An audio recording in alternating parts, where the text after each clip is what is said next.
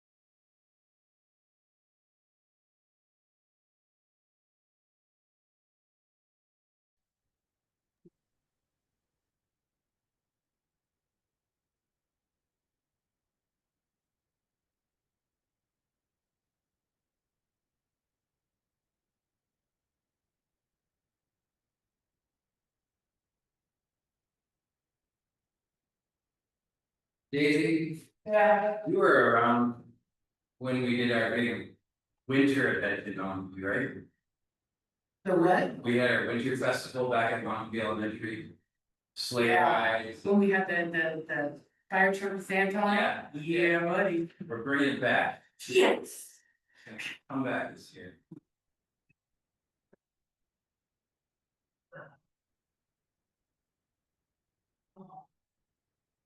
That's not from one. Yeah, I'm excited about it. It's good to get out and be with people when it's cold and everyone's laughing.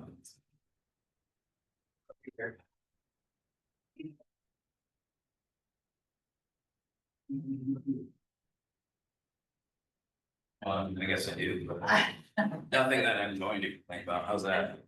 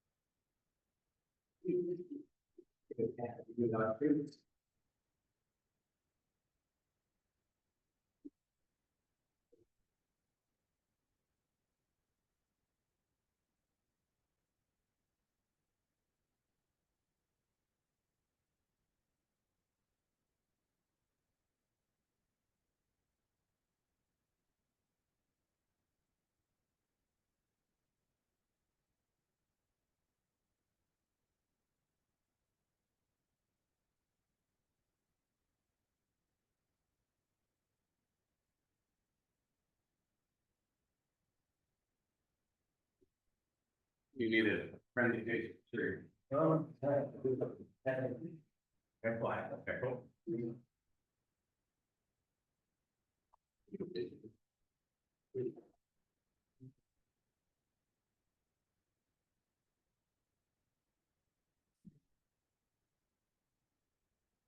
Wi-Fi. Or. I was gonna say, you know, I own one.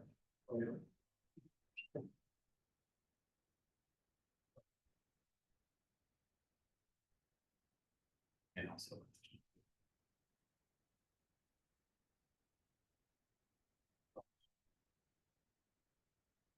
Right.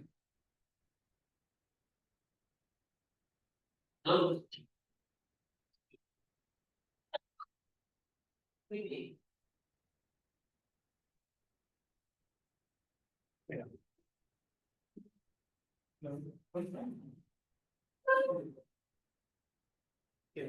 Where's the books now? I was just gonna prop it open and I don't see it.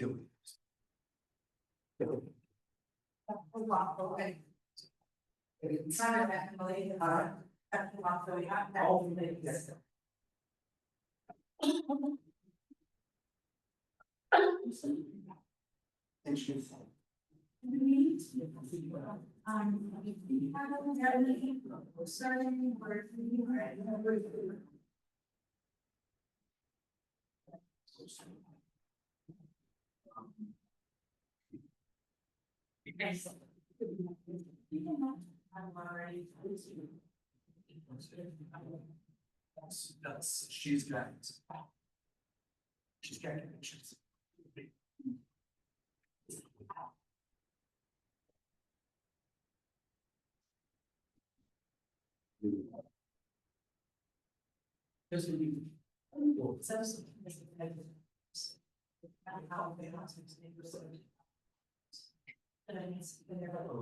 You need to understand. Hey, Phil, this thing's looking at you. Wow. They're a little weird. It's fucking weird. It's only the second time we used it, and the first time we used two of them. Right now, I'm trying to figure out why our mouse. Okay, because they both go to you, yeah. Our, we're trying to catch up to Chris. I love this. Usually, it's not, it's gonna be ages. Straight off. Just the way.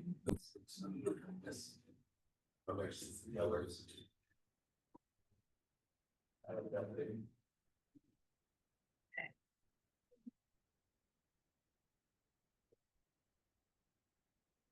Oh.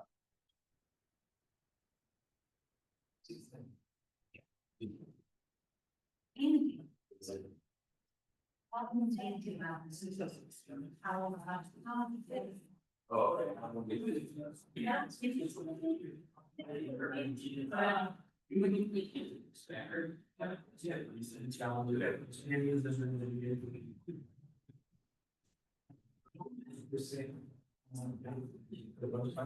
But it's things like I would want to end now.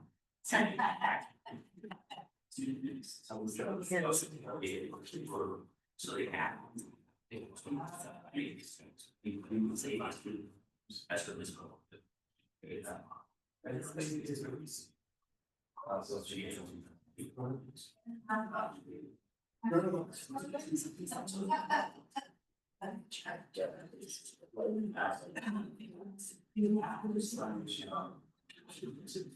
The world.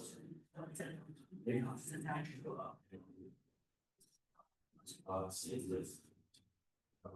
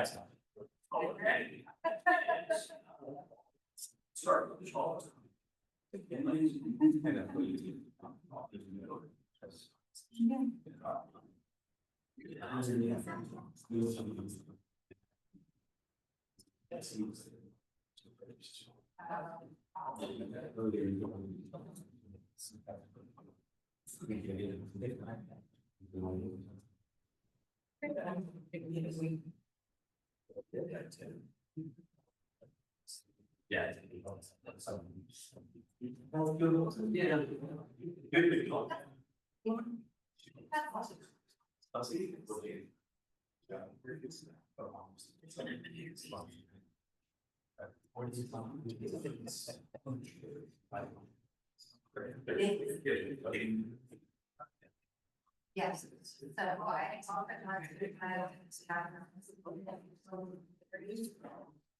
You want to. As soon as possible.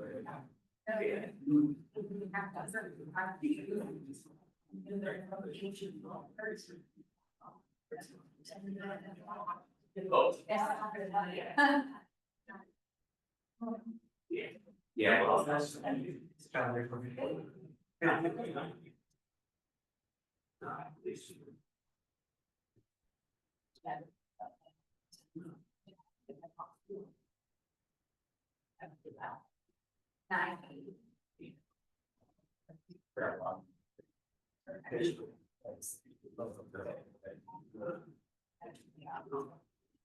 There you go. Sure. That. All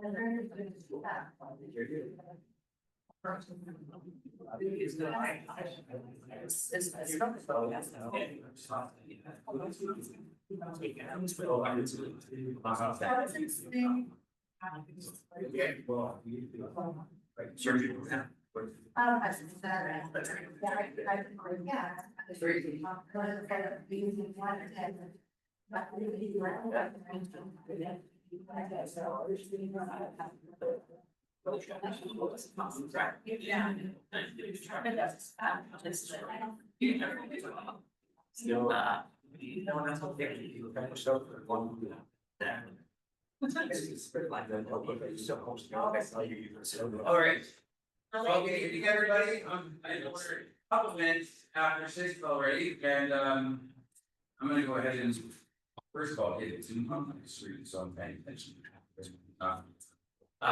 Call to meeting in order 6:04. And we're gonna usually just start with introduction, so. I'm Phil Cannon, I'm president of the community council for the Pastor Church, we space of the party, of Mount Legal. Live in Mount Legal by the Shell Station. My name is Lawrence, I'm the youth service librarian, and also secretary of the council, the youth service librarian for Montreal. And we'll start with people in the room and then we'll go to people on the screen, so. Start Chief Case. John Case, the Baker's Police Department. I'm Jenny Mina, House District 19 representative, and I live on North Park. I'm Noelle Spafford and I'm a Mountain View resident. Maria Owens and I'm a Mountain View resident. Charlie Welch, long-term resident. Kenny Peterson, community outreach worker for the Church of Jesus Christ of Latter-day Saints for North Anchorage. And all around with that. Thanks, Phil. Sheldon Fisher, I'm with Match Property Man. Cisco Auto resident. Amy Morse Postma with the Mountain View Lions. Devin Kelly, I'm from the housing authority, I live in Midtown. Barbara Hogan, I work in Mountain View. Erica Wilburn, I am represented for Brownton. Jackson, she represented. Gail Jackson, creative rhythms, community outreach and. All around working community. And VCC, I'm just resident. And then on the call, we have Christopher Good evening, everyone. Christopher Constant, Anchorage Assembly. and Rob. Good evening, it's me, Roz. And then we have somebody joining right now. All right, James, we just went through introductions and you joined at the very end, just in time to introduce yourself.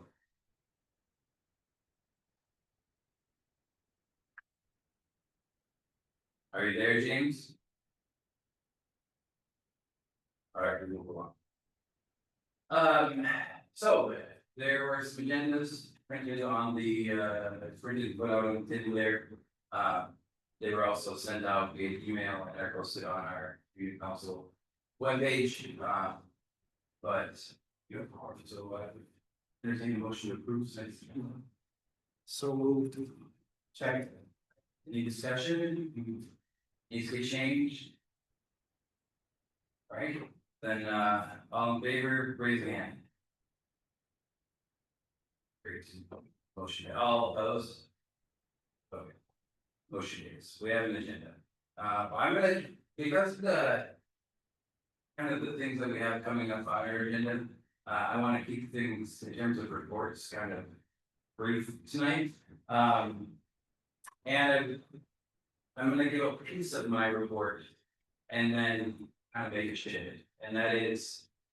I've been going around to different community council meetings to see if there's something that I could learn from them, about how to. You know, best practices, what might be good for us, I kind of. Accidentally ended up in this role and certainly didn't know what I was doing when I got here, figuring it out all along. But one of the things that I went to the Northeast Community Council meeting last week, one of the things I learned from that was that anytime. Somebody comes from AP or from the fire department. They just stop their meeting, let them present, and then go back to things that they're doing.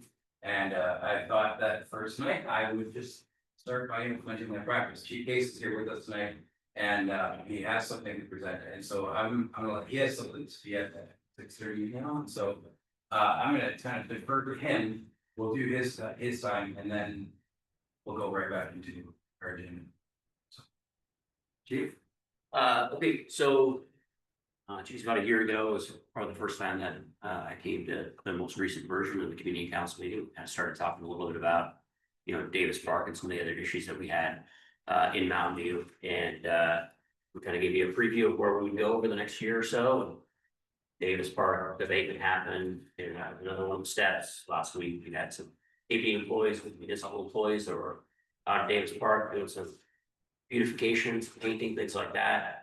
And in the next couple of weeks, when we launch the impact team, which will be 3 patrol officers and 6 CSOs, I think I mentioned last time I was here that we're going to dedicate a significant portion of their time to the North Mountain View area. And so I kind of want to let you know what that looks like a little bit, and then what the role of kind of the community council, just generally, I'll say, when I speak community council, I kind of talk about like the neighborhood, since this is, that connection to the neighborhood. So the first thing is we've got a couple different drug houses that have been reported throughout the course of time. So we spend some time figuring out the ins and outs of that, see if there's charges that need to be arrested or what type of police work we need to do in and around those areas. So that'd be one of our focal points. The other thing is when I talk about having 3 police officers and 6 CSOs, what that means to you is that 6 of the people that will be in Mountain View are not cops. Like they have a very, very limited amount of police authority in terms of like arrests. Like they can't make arrests. They can be some tickets and citation type of things, but they have limited police powers. They are police employees. They are paired up with the other 3 police officers. And so they have the ability to, think about like we have clinicians, we have case navigators in the department that are able to do a great work around just not only police work, but, connecting to resources and connecting with the community. So CSOs are another piece of that.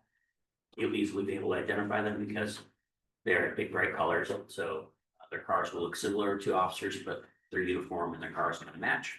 So they'll be easily recognized. So 2 things that I want to give the community council, that this will be an ongoing dialogue. Don't expect any answers today or kind of the back and forth today, because I want everyone to kind of think about it as we move forward. But 2 real goals of having the impact team in North Mountain View. The first thing, what are the priorities of the neighborhood? And when we think about the priorities of the neighborhood, kind of think about that old school, what does community policing look like and how we're going to solve problems together.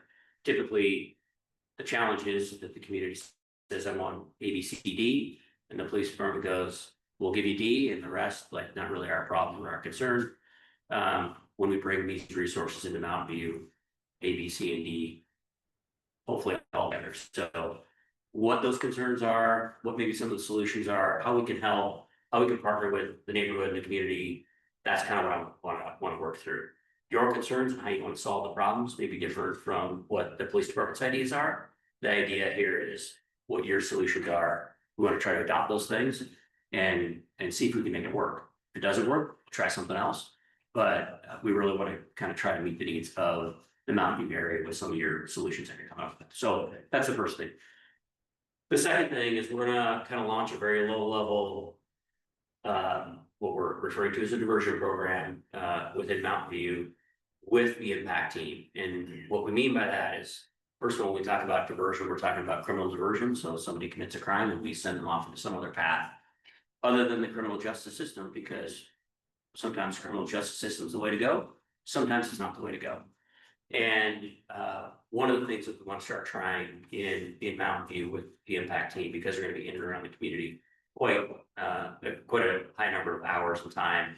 They're going to have a lot of engagement and interaction with not just the community council, but the residents, is to try to connect those that are committing certain levels of crime with something in the neighborhood, in the community, that's going to help them not commit crimes in the future.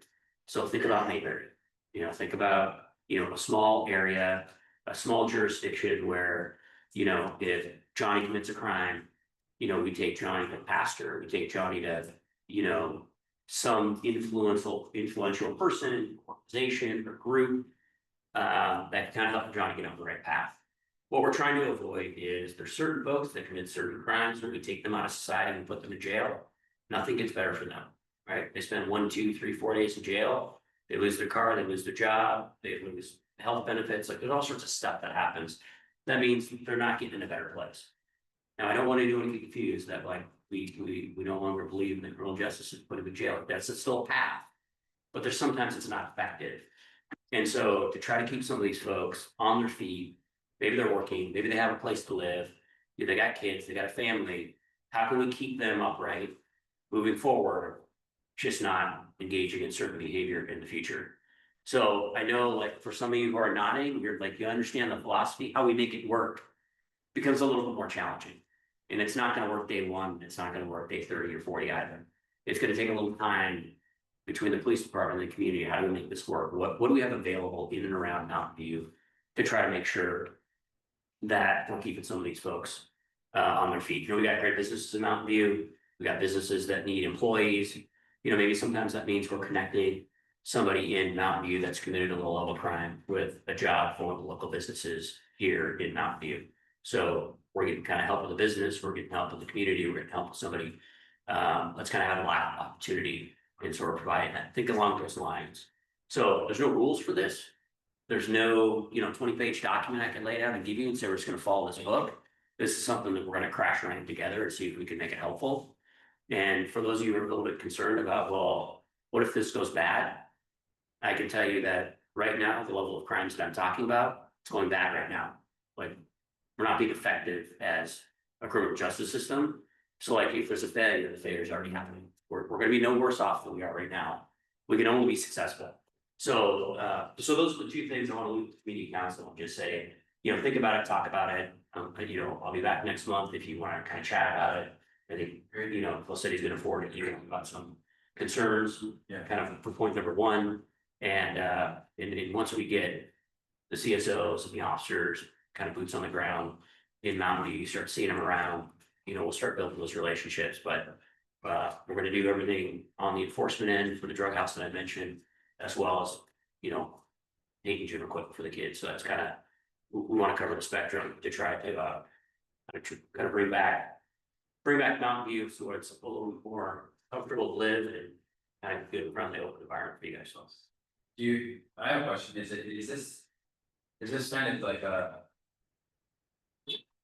based off of something someone else is doing somewhere else, or is this kind of just where is this kind of rooted? This is probably thoughts of many different things that, not just myself, I mean, I spent time with Thea and project she's been involved in, like a whole lot of people have had many conversations that, 25 years of law enforcement experience, looking around to see what works, what doesn't work, what level of investment, police departments in cities make in neighborhoods and how it gets going and how they also fail, right? Some of these projects here that I'm talking about, some cities try them and they work for a short while and they can't keep it going. So that's kind of part of the thing too. How do we keep, this isn't a grant that we got that like, hey, we can come in for a year, do something, or 2 years, like this is existing resources that we have, that's something that's sustainable. And that's what we're trying to create, is a sustainable model to try to provide some assistance to Anybody have questions? Jack? Are the CSOs in direct contact with the police department while they're here? Yes, they'll be paired up in some cases with the officer on the team. They have police uniforms, police radios. Yeah, they're completely connected with APD all the time. Yeah.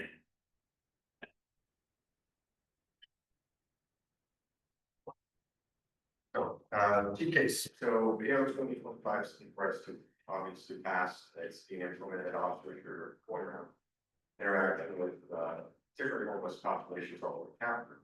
And so in some cases, the officers are instructing people, here's a card, this is what's available, but not something to help. And so it becomes essentially a shuttle, well, not a shuttle, but people are being endlessly displaced, moving one place to the next place to the next place.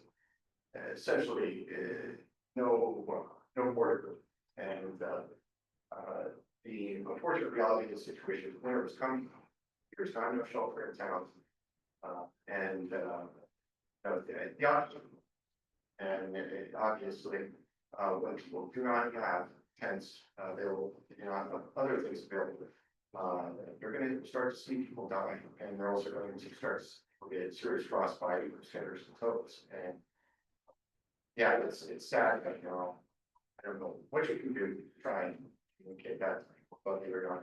But I know your officers are seeing this, and the people that are outside right now, they did just not, no one is in ether. People that are David's Park right now, and so down, they're very much in the question.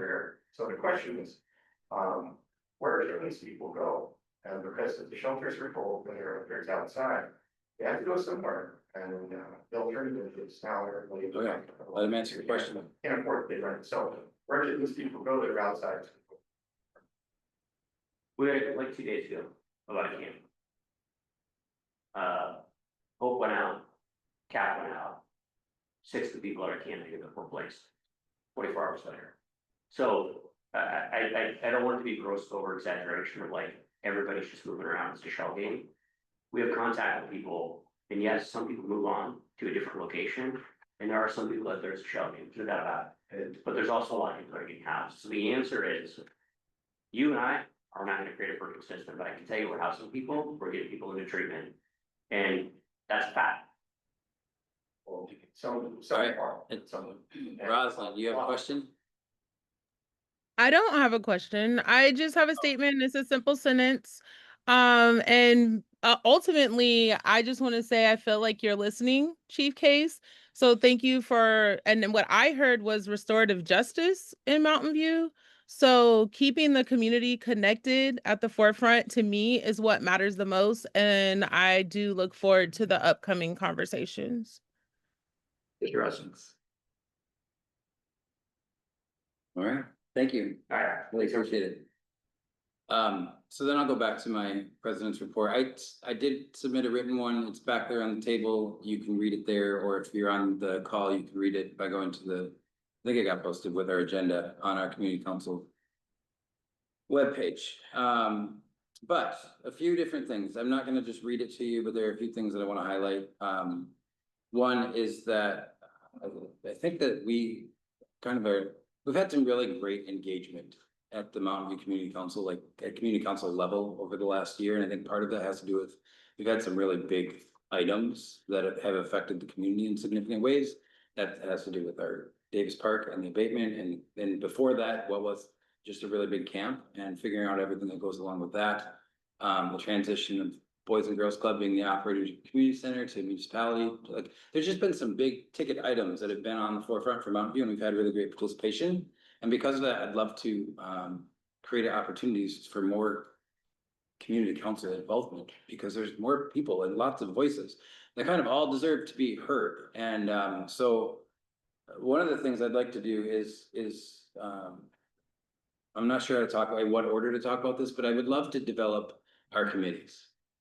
To where they function. Right now, we have some committees that we're supposed to have because they're in our bylaws. But our bylaws are pretty funky and not really, we don't play by their rules. They're a little bit out of date. They name things like the Boys and Girls Club and the Community Patrol and things that no longer exist in our name. Like, they just need to, well, one of the committees we need is probably a bylaws committee who wants to update our bylaws. Another committee that I would love to see happen is an events committee. Not an events committee that throws events, but an events committee that pays attention to what's happening in our community and encourages events and gets the word out about the different things that are happening. In order to just kind of keep our community engaged. We have a safety committee, but for a long time, it was just Jack, and then it was just Anna, and I think another piece of what being a committee means being at least two people, and actually meeting, holding meetings and then reporting to the community council. And so I'd like to start moving us in that direction. And so I share that as part of my report and saying, if you're here and you want your voice to be a part of things, please talk to us. We would like to do that. We also have elections next month. This year it is vice president and treasurer who are up for re-election, or else we need to elect somebody else. I haven't talked to Jasmine or Roz about their intention to keep doing it yet, but those are the two positions that come up this year. And if we're doing a bylaws committee, there's nothing that says we can't add some at-large positions as well. So that's all I'll say about that, but I just would love to develop our council and our board more. The big item for me, I guess, or the item that I have that I want to talk about that I don't know how to solve yet, is that we got a call from code enforcement or from somebody at the community level saying, hey, you know, all of your really nice Mountain View signs, the banners that are on all of the light poles that go from like McDonald's, there's 75 between the Glen Highway or not 70, there's 58, I think, between the Glen Highway and where Mountain View Drive turns and meets commercial. And then there's another like 20 or 25 throughout the neighborhood. These banners, there's light poles, and on either side there's a banner, and they say Mountain View on one side and they say something positive on the other side. Well, they have advertising on them and they're not legal. So we were told they need to come down, but the light poles are built with like banner holders. And so I'm hoping that this is an opportunity for us to replace them and an opportunity to maybe like spruce up Mountain View with something new, you know, and bring in some more color. And I'll in a second. The Muni knows about this now and is looking into possible solutions to help us with that.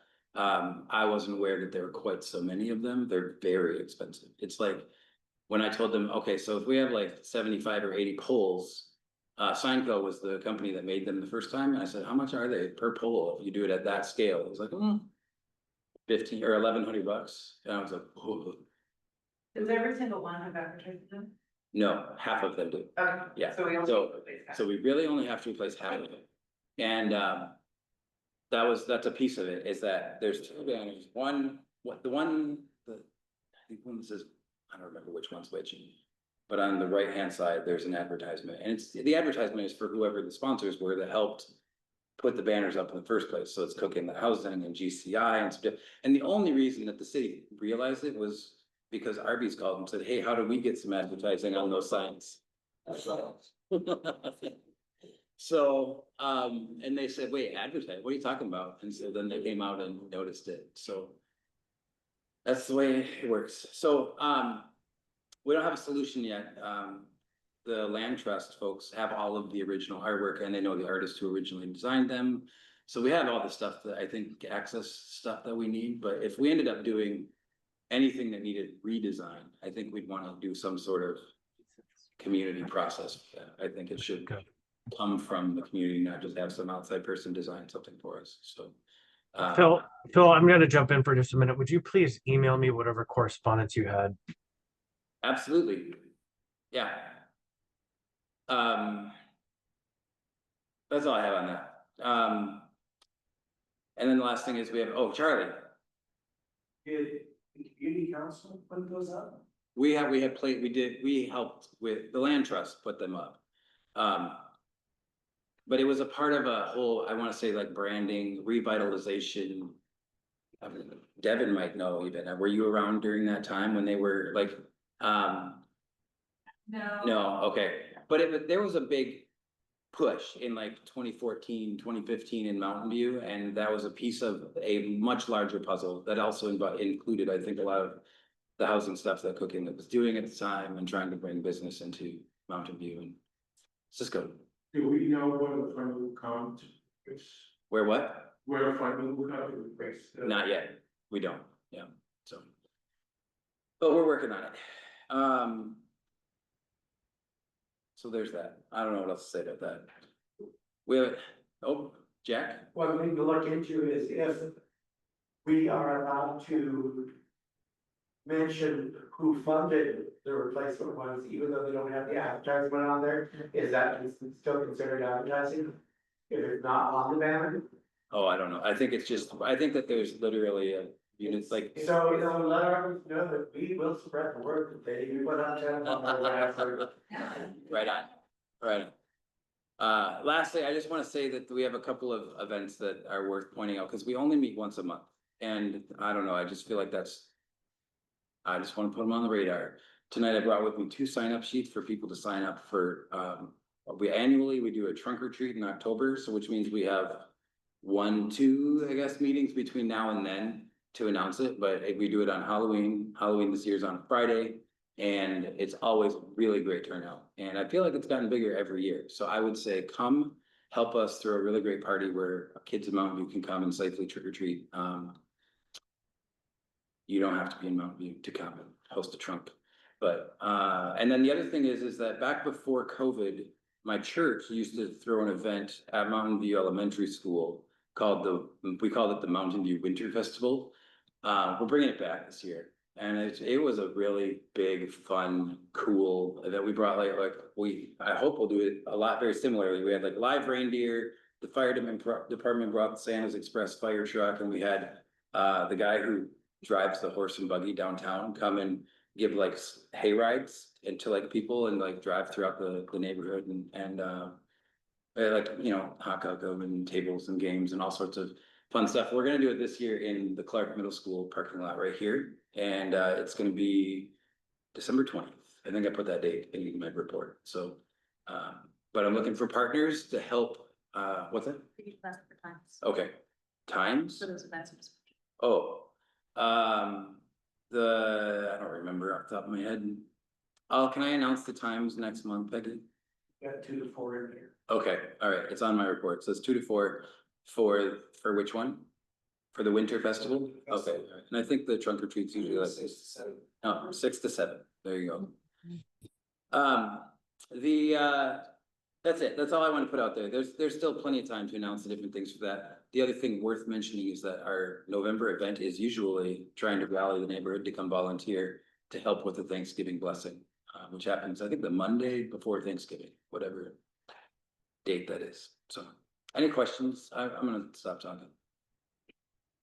All right. Jasmine, do you have any reports for us this evening?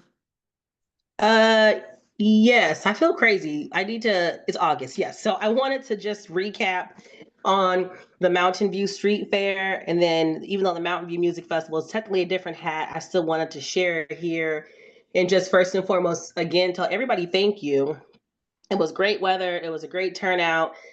There was more families and kids than I've seen in a long time. And a lot of people who actually don't even live in Mountain View that just came over and wanted to support the street fair. So that was really special. And then I also wanted to just kind of point out again, I know the Mountain View Music Festival was a brand new thing and a brand new idea. And that goal was to be able to just have, you know, micro funding as well to put back in the neighborhood, getting good advice from some of our council leadership on what we could do to give back. So that event was also pretty amazing as well. Had that at Clark Middle School, was all ages and everything, and enough funding was raised that we were able to pretty much donate all of it to like rocket fuel to feed the kids with some of these homeless care kids. I mean, we were able to give it, I think it was like 6 or 7 different groups or projects in the neighborhood to support. So I think that was really special. Really excited about the future of both of those events. And I talked with Phil in our last officer meeting about making sure we highlight those different things in our upcoming newsletter so people know in advance when all those different events are happening or things are happening or just ways to kind of show up for the neighborhood.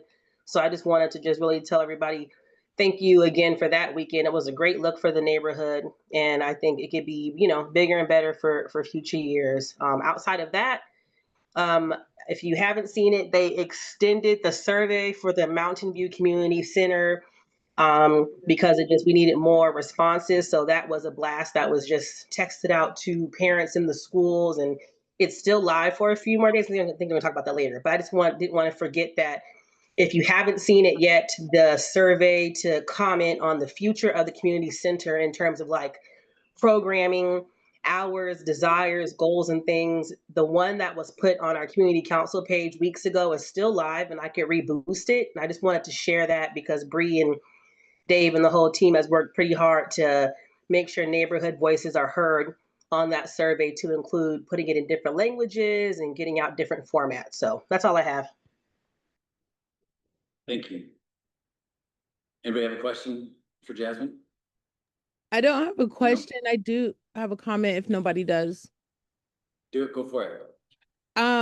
I just want to say the best part about the Street Fest and the Music Fest, I might be mixing up the name, Street Fair Music Fest, was seeing one of our Mountain View babies on stage. I don't know if you guys saw that, but just being able, I mean, to have a music fest where I saw nothing but kids. I mean, we were out there, but just seeing all the kids, it was safe. There was no drama. And like for me, it was being able to uplift Mountain View in that light, just because so many people are like, oh, Mountain View Music Fest, that's the hood. You know, those were the immediate responses.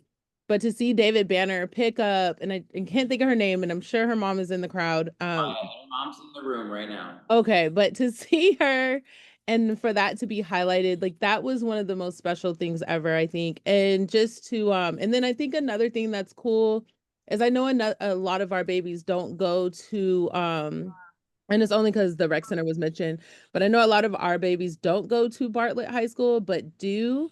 And Coach Dave is actually one of the football coaches over there, and it just made me like really gleam at Mountain View because our people are like everywhere, you know, and I think that's just really, really a positive thing to look at.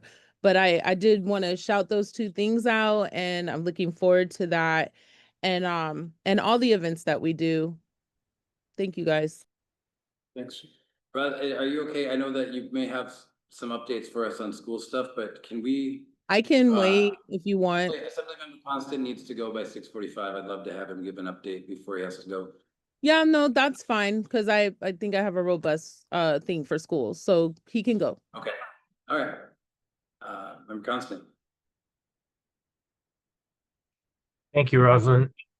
Okay, so I'm gonna just report on a few things and then a couple questions. The agenda we met last night for our regular meeting. The agenda had a few items that might be of interest to folks in the neighborhood.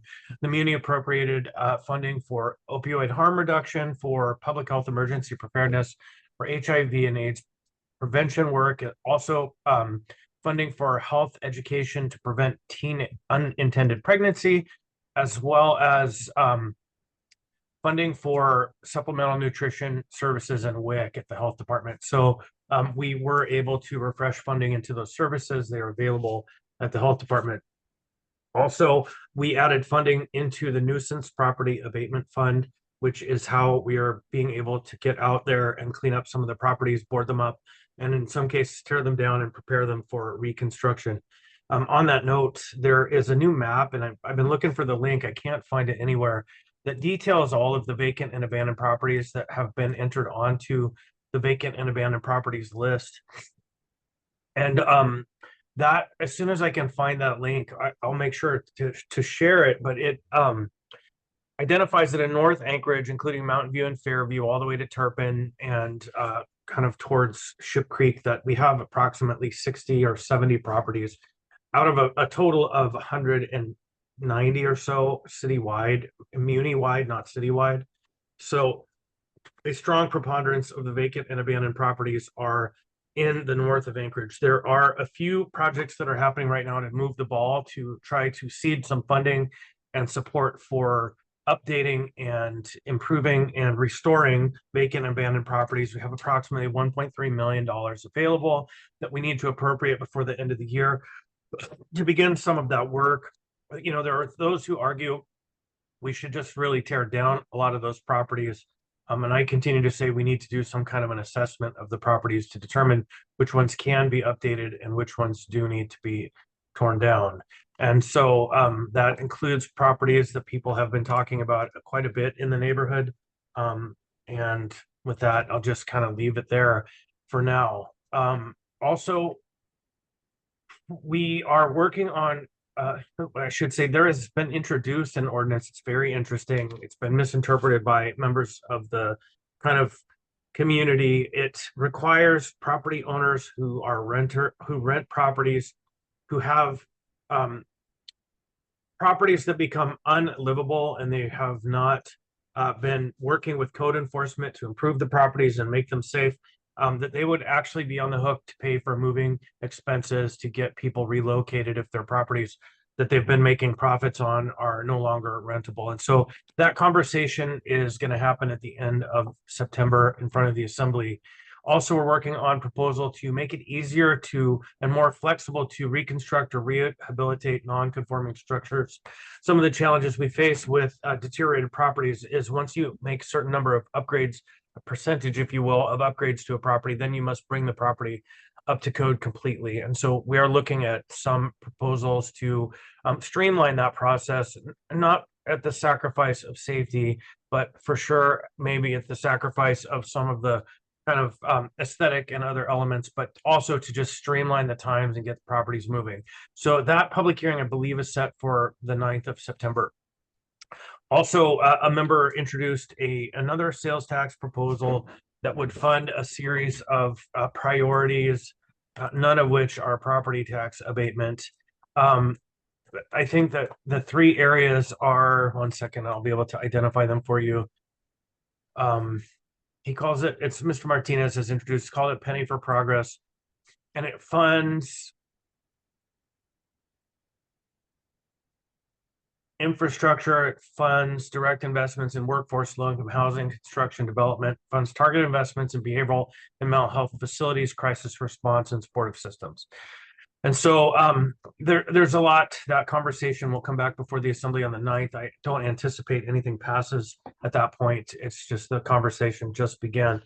And then Daniel and I, Mr. Boland and I, introduced an ordinance that would send a charter amendment proposal to the voters that would add a 5% tax to short-term rentals with the intent of using the revenues generated from that to fund housing development. And so that conversation won't be back before the Assembly at least until the end of September.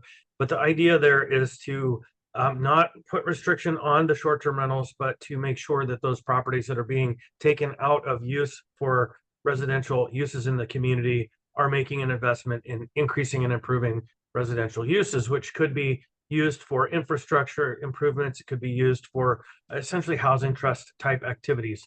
So that conversation, again, will be coming back before the community soon. And then finally, I will put in the chat a link. We kicked off the beginning of last night, the 50th anniversary celebrations of our municipality. The municipality organized after a charter was adopted by the voters back 50 years ago in September. And so over the next several months, we are going to be kind of commemorating, doing different activities to mark what's happening and what's happened and where we're going as a municipality and kind of the unification conversation. The link is in the chat.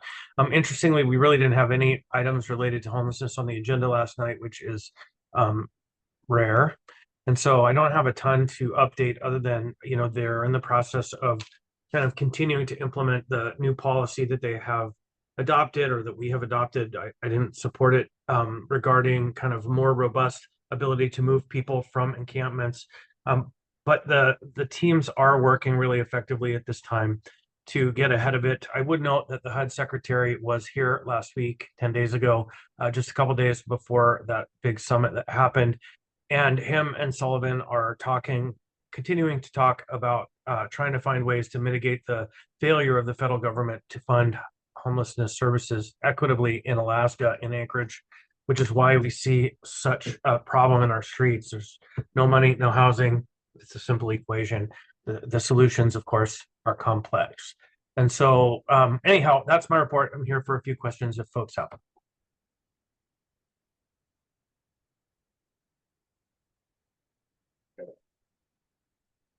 Thank you, Richard. So, All right. one question, and it's just a quick one.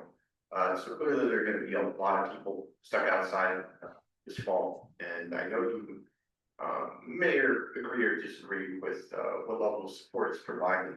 But is there going to be any sort of support for the people that are outside, because people need to be fed, they need access to water, and they need supplies as well. Like if people are being displaced endlessly and you don't have the ability to bed in and there's no shelter, there are gonna be a lot of people stuck outside and they're gonna be in a bad spot. And so, you know, I sort of paid to do this for 2 years to do it for people, but I'm at the point of checking out because I'm paying cats on zero.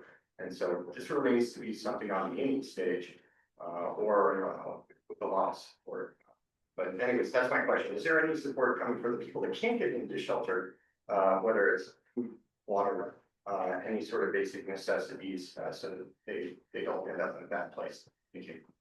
So I can say that the administration has been effectively implementing a new system of year-round shelter and supports.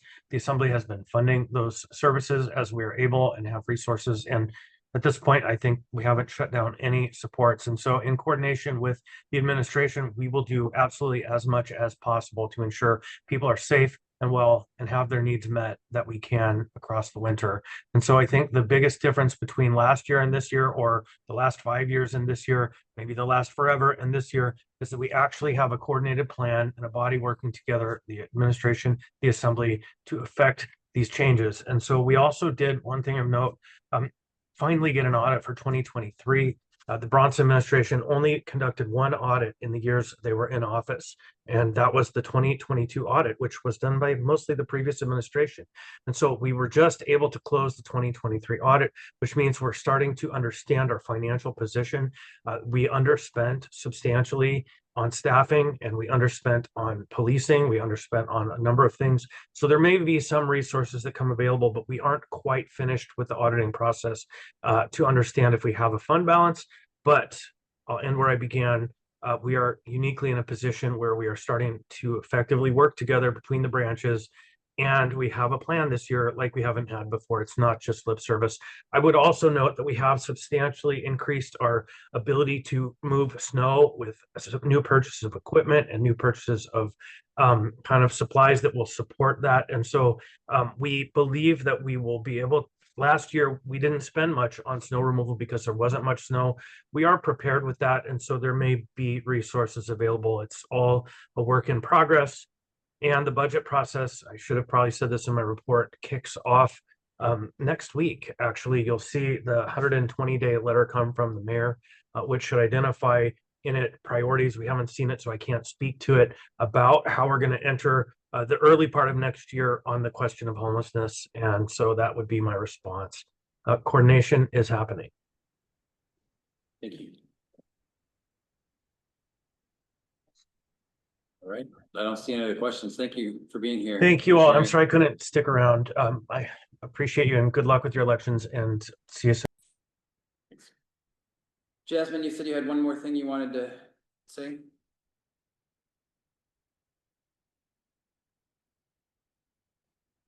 Well, maybe she will later. Roz, do you have an update for us regarding schools? I do. Roz is also our treasurer, but the FCC is essentially our treasurer now, and so there's not really much reporting for us to do other than, and nothing has changed in months, so fill us in on the schools, yes. Roz. So school is back in session, as you guys know. Pray for us teachers. Most teachers do have classrooms of 30 students, potentially 30 or more. And yeah, so it's, but we're here. I know if most of you guys are parents, you saw the superintendent's letter that went out, and we are still going to stand strong. On another note, we are AEA, your teachers are in the middle of our bargaining just canceled. So we are working without a contract, if that makes sense, on an old one. So keep us in prayer there too. They have declared, I think I'm saying this right, impasse. It's my first time getting involved in stuff like this. So just throw that out there for the community to know about their teachers. We definitely need the support. And if you know any teachers that have Amazon list or anything that they need for their classrooms, please support them there. The community side of things, make sure you guys go to, I don't see any of our school board members here, but make sure you guys go. It's every other Tuesday. I believe our school board meetings also fall on the same as the community council meetings. So even if you cannot go there, at least tune in online. There is also a board report that goes out, so you can check those out on asdk12.org as well. Now, getting involved, ASD is pushing out their volunteer. You can go online again for that, asdk12.org. There is a sign up so that they can check through backgrounds and all those things. And and I would say even for parents, technically, like obviously you can go and see your kid, but if you are just, helping out with teachers, helping out schools, different things like that, I believe they want you to fill out volunteers. So even for our community folks, we have right here Tyson, Mountain View, and Clark, East down the street, Betty Davis East High. We all need support and volunteers, so please check that out. I would also say if your school has a PTA, please check that out. The Alaska PTA conference is actually in September. So if you guys have a PTA, it's really cool if you guys could come to that as well, because wearing another hat, I'm the family engagement chair of that. So we'll be giving out great information there. We have Title I schools in our neighborhood. They have a council that you can join, Title I parent advisory councils that help shape how Title I funds are used. Please join that. I know a message went out about their first meeting, and there will be dinner and childcare there. You can find out about those meetings. Most of us parents have the Remind app. So the Title I Council is on that app. You also have the Indian Education Parent Advisory Committee that ensures Alaska Native and American Indian student voices are included. There's a committee there. You have the Special Education Advisory Council that represents families of students with disabilities. And they're all my favorite, but there's also the Multicultural Education Concerns Advisory Committee that advises on equity and cultural responsiveness. These are all very important councils. I can tell you for a fact, like MECAC, we will be going through like the bullying policies, combing that through and seeing how we can add voice to updating that as far as like racial situations, slurs, and things that have been going on. We will be looking into like student nutrition as far as religious meals are concerned, and we'll be looking into how diverse is our work environment, like how we and I'm being extra when I say we have 99.9% students of color, but we only have 3% educators of color. And so we'll be looking at all those things. And if you think about that's what we're doing in the Multicultural Advisory Committee, imagine what we're doing in the Special Education Advisory, the Indian Education Parent Advisory, and the Title I Parent Advisory, which all these committees should have Mountain View voices heard. So if you go online, you can join those committees through that way as well. Then there's also children in transition. We're always talking about the homeless, our unhoused neighbors. Well, we have unhoused children as well. And Children in Transition protects students experiencing homelessness. I know when I was experiencing that, it was great to have them when it came to Christmas, when it came to meals. They always looked out, and they even help with transportation. Say you become unhoused and your child still goes to Mountain View, they will help figure out how to continue to allow your child to go to Mountain View, because we know what it's like to for kids to just be transient all over the school district.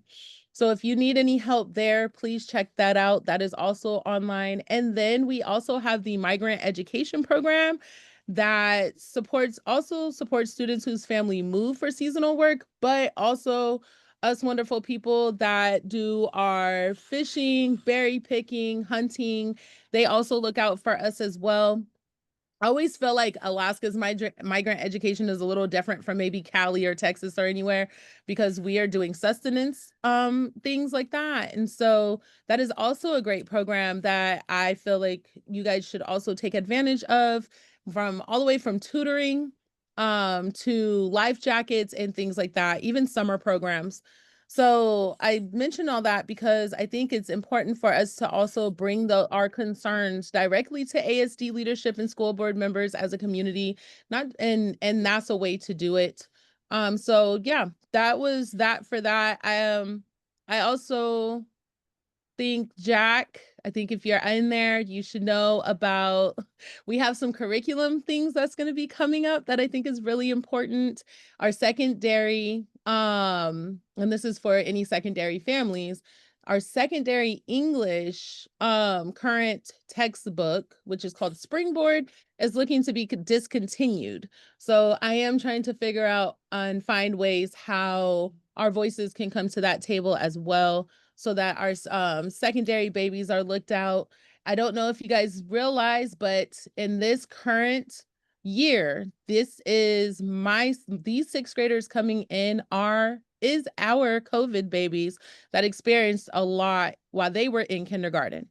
And so we have a lot of work to do. We need a lot of support as far as the community is concerned, whether that's to your teachers, to your schools, or to your school board, to your school district. And I just think that is very important. Other than that, times have not changed, and I just ask all you guys for your thoughtful wishes and support, because being a special education teacher, middle school teacher, it is a time. If there's any Thanks, Josh. questions, please ask. And if not, you can find all that information online. There's one. Oh, Great. I just wanted to mention that, a reminder again that students or kids do write for 18 and under, but there should be a new memo coming out, and I'm probably getting ahead of myself, but from the public department, transportation department, to allow teachers and faculty to write free as well. oh, I know that's And right. I agree, I mean, that's not the same as the muni, allowing the 18 and under, that's actually ASD will be, including that in their budget that was set aside for students ride free. So, again, I'm not speaking for the school district, I am just gonna let you know that the memo should come out soon, so teachers and faculty will have another way to get to schools and, students as well. Awesome. And that memo should include the alternative, non-traditional students that aren't covered by the 18 and under, that might be 19 to 22 under the ACT program. So there might be some, few hundred students that might be outside of that 18 age range, but yeah. Thank you for that. I do want to throw this out there, and I know we always talk about it every now and then, but maybe it's because school in summer, but maybe these like speed bumps, and I know Chris is gone, and I don't know, but we always talk about it, and I haven't seen much change. But and I know the chief just said that there will be more foot action and patrolling and things like that, but just within our neighborhoods, if we can just, I don't know if we need slow down signs, the children are playing signs or what, but again, it just seems like it's extra on Price Street. People got somewhere to go, even though there's a couple stop signs in a way. But if we could just highlight that somehow, President Phil, it would be, would be great. I'd be appreciative. Cool. Thanks. Because we went some things out of order by my best guess, we're about like 5 minutes behind right now, but do you have anything for us for FCC meeting? Was very short meeting, and I'll just someone will throw it to you later. Okay, great. Then let's, you do have time if you have something prepared. Okay. And Anna's not here, so that gets us to our elected officials. I did see James is on the call. Do you have an update for us? And would you want to let, and Rep Mina is here, so she could probably. You want to go first? Oh, yeah. Then James, if you have anything else to fill in for Senator Dunbar's office. Hi, everyone, Genevieve Mena, I represent the district in the legislature. So my last report at the meeting directly was probably in June, or maybe even in May, so it's been a little bit. So I'll just recap what's been going on over the summer. The first thing that I want to touch on is the special session, which we are still technically in. But at the beginning of July, the governor called the legislature into a special session, and his goals were to focus on creating a Department of Agriculture and to focus on education. What actually happened when we came down to Juneau on the first day of that special session, which was Saturday, August 2nd, was that the legislators that came down focused on two areas that were of big importance to the public, but also to our state budget, which was the governor's veto of education funding within the base student allocation. And then second, Senate Bill 183, which is a bill on oil and gas audits and creating more teeth for the legislative auditor or the legislative budget and audit committee to get records of oil and gas tax information from the Department of Revenue. We were successful on both of those vetoes, which is a pretty significant deal, especially for a budget veto override, because that needs more votes than a regular override of a bill. And a budget veto override hasn't happened for 30, I don't know, I'm looking at you, for a long time. Right, yeah, so for many, many decades. The impact of the veto override, well, what happened was that we increased the base student allocation by $700 per student. The governor vetoed 200 of those dollars. So by overriding the governor and restoring those $200, that $200 increase for students, school districts like the Anchorage School District, which they balanced their budget anticipating an increase of $560. They had more money than anticipated for this year. So you might have seen in the news that they are working on hiring 20 new teachers to add on to the school year. And I believe your school board is currently discussing what to do with the remainder of the additional 10 million funds that they didn't have before. But this is part of trying to stem the bleed that many of our school districts and schools have been facing. And, it's not just about funding, it's also about trying to figure out what are other education reforms that the legislature is focused on. So part of the bill that we passed on education reform this year was to create an education task force. That task force met for the first time earlier this week on Monday and Tuesday, and they'll be continuing to meet over the next year or two to ultimately come up with recommendations for bipartisan education initiatives to be put forward to consider by the next legislature in 2027. So there's that update. Just to touch on the oil and gas audit, that one's pretty significant because the Department of Revenue usually gives tax information to the legislative auditor. And last time they were able to do an audit, they found that between 2006 and 2011, there were $1.3 billion in underpayments from corporations to state government. So when we're talking about how tight our state budget has been over the past few years, $1.3 billion over a good amount of years is significant when we're trying to figure out ways to fund state services and also PFDs. So that's what happened with a special session. A special session lasts for 30 days, so it will continue to go on until the end of August.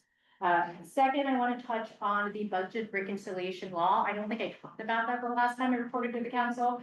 That has been a huge issue nationally. And the areas that I've been focusing on with budget reconciliation, also known as the One Big Beautiful Bill of Law or House Resolution 1, are the areas that pertain to Medicaid and our healthcare system, as well as for SNAP.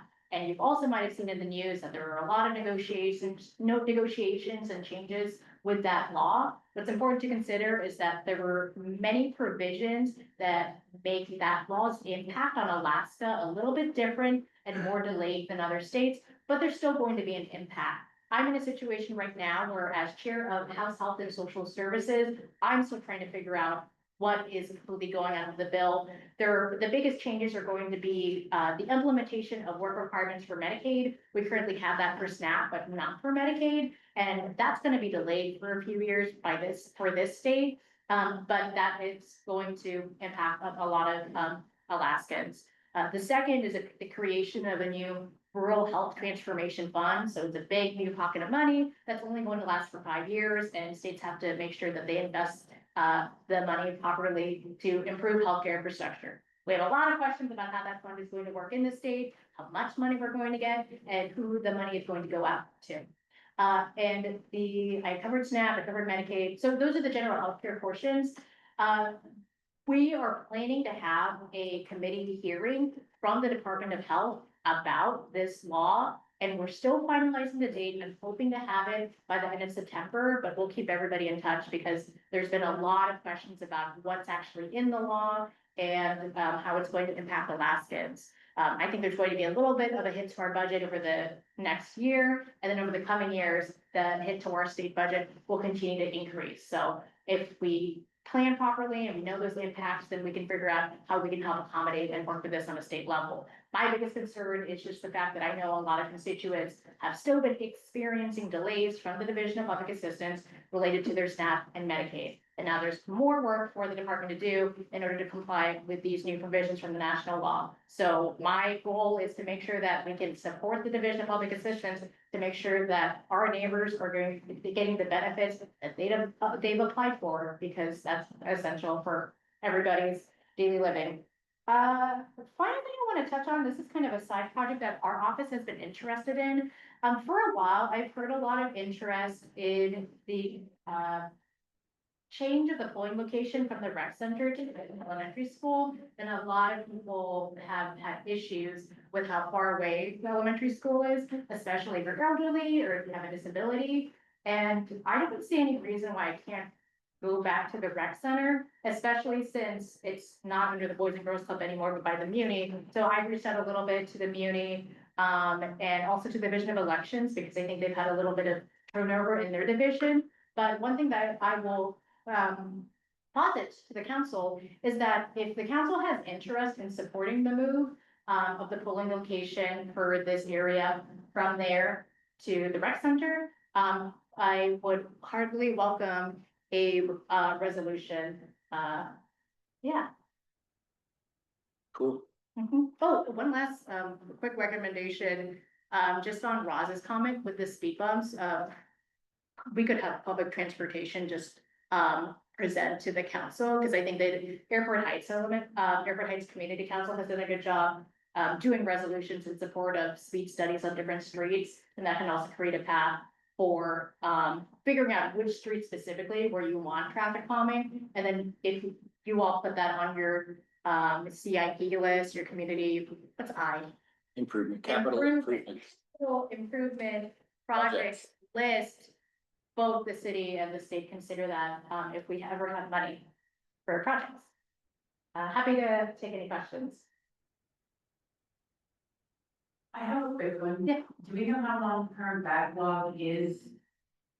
That's a good question. I want to get back to you on that. I'll see if my staff knows, because I know there's two different metrics that are bad right now. One is how long the backlog is, and then the other is like the error rates. And it's kind of a push and pull where either you check all the boxes to process the application correctly, so your error rate goes down and you don't get penalized by the feds, or you try to get the applications out as fast as possible.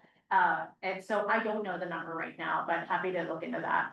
Yeah, I just had to put in my renewal paperwork and they still haven't figured out my interim report for February, so. Yeah, the interim report has been a big issue, and that's something that, like, there's so many different steps in the process where it's like, is there a way where we can make this more efficient? Could we use AI and it's something that is accurate, but also be cognizant of people's privacy and just making sure that we're doing our job as the government. Yeah, I can look into that. Can we go online? 1 second, go ahead, Jamie had a question, and then I'll go to you, Russ. Genevieve, what's your goal for it? My bowling, it was already bad, It was already done. getting worse. All right, Yeah. Rosalind. Okay, so I do want to shout out my representative and her biking experiences. And I just love the fact that she bikes and she could get hurt and she's still a part of our community. So I hope you get better and I love your new cast.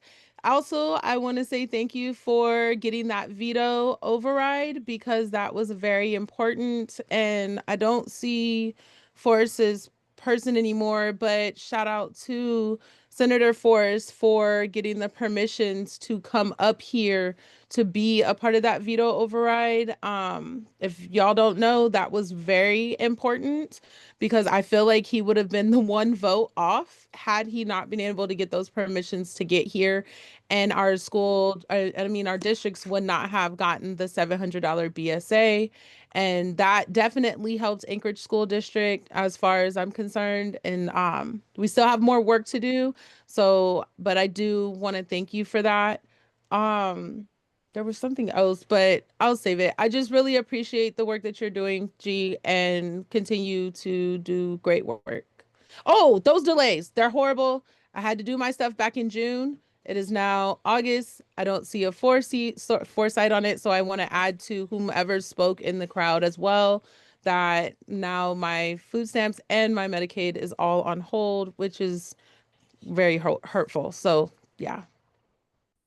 Right. Thank you, Roz, for your comments. And I just want to say again that if you're experiencing delays, if you know other people that are experiencing delays, please reach out to my office. We're a quick lifeline and tap the Division of Public Assistance to take a look at your application because they have so many applications they have to process. And in light of my accident, I've been riding the bus. I love the bus. Y'all are great. Thank you. Right, let's see.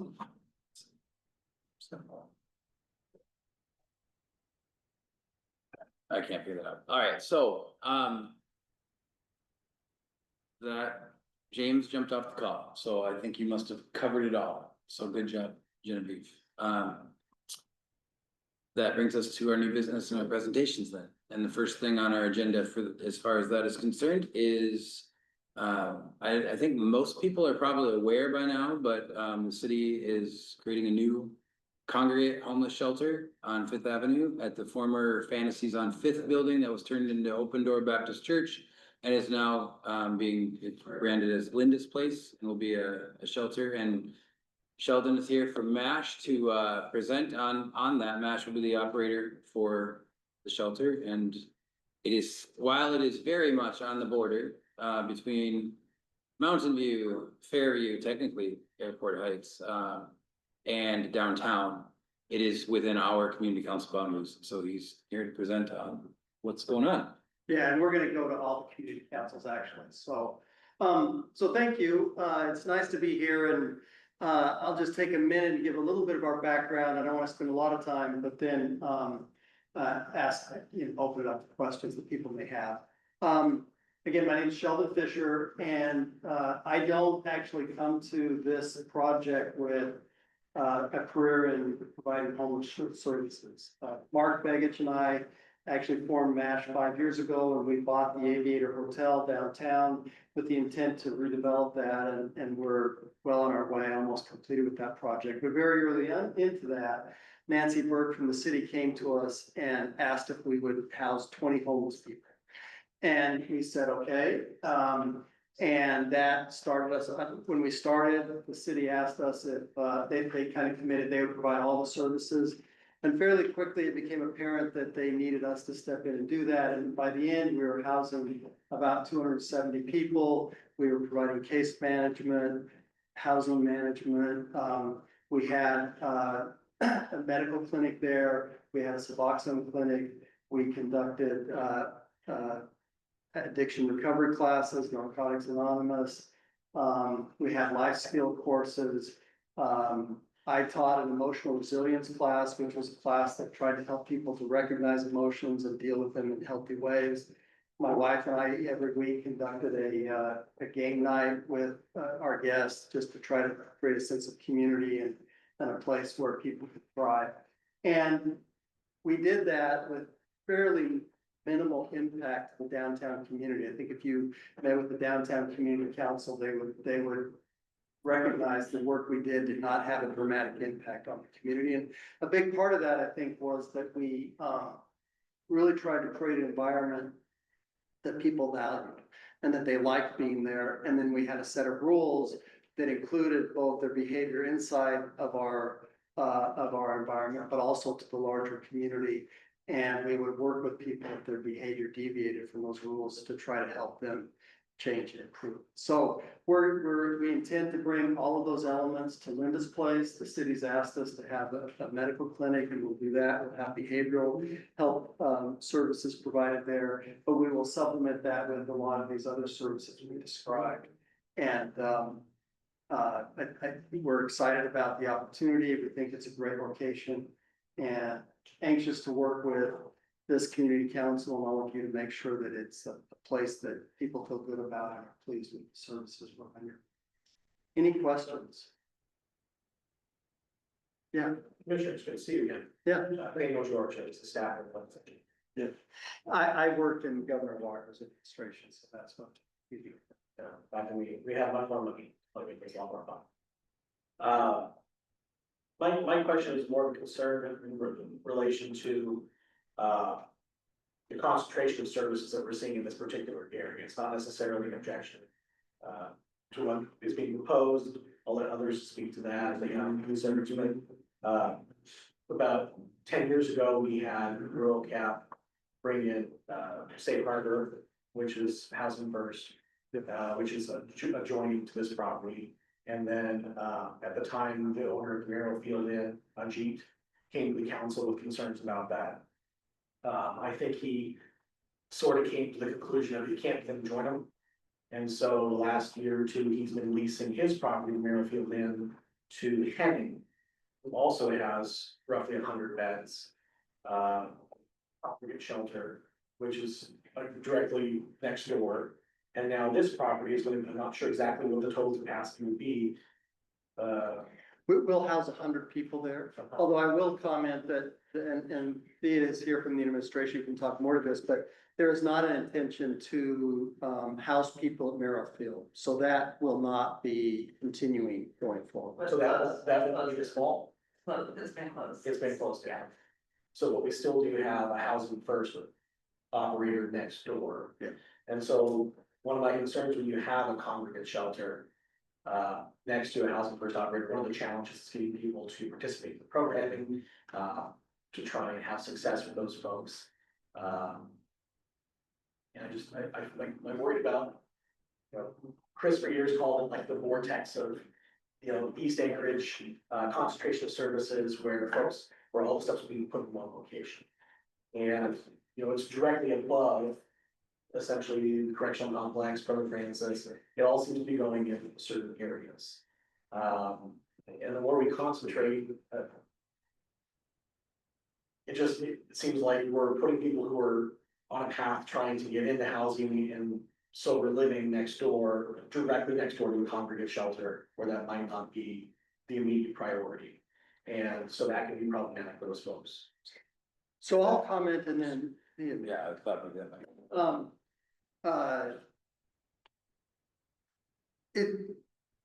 There's no question that it's a challenge that this population can be challenging. But I don't think that proximity is really going to be the issue. As I said before, I think we've demonstrated successfully that we can operate a shelter without a lot of, impact to the community.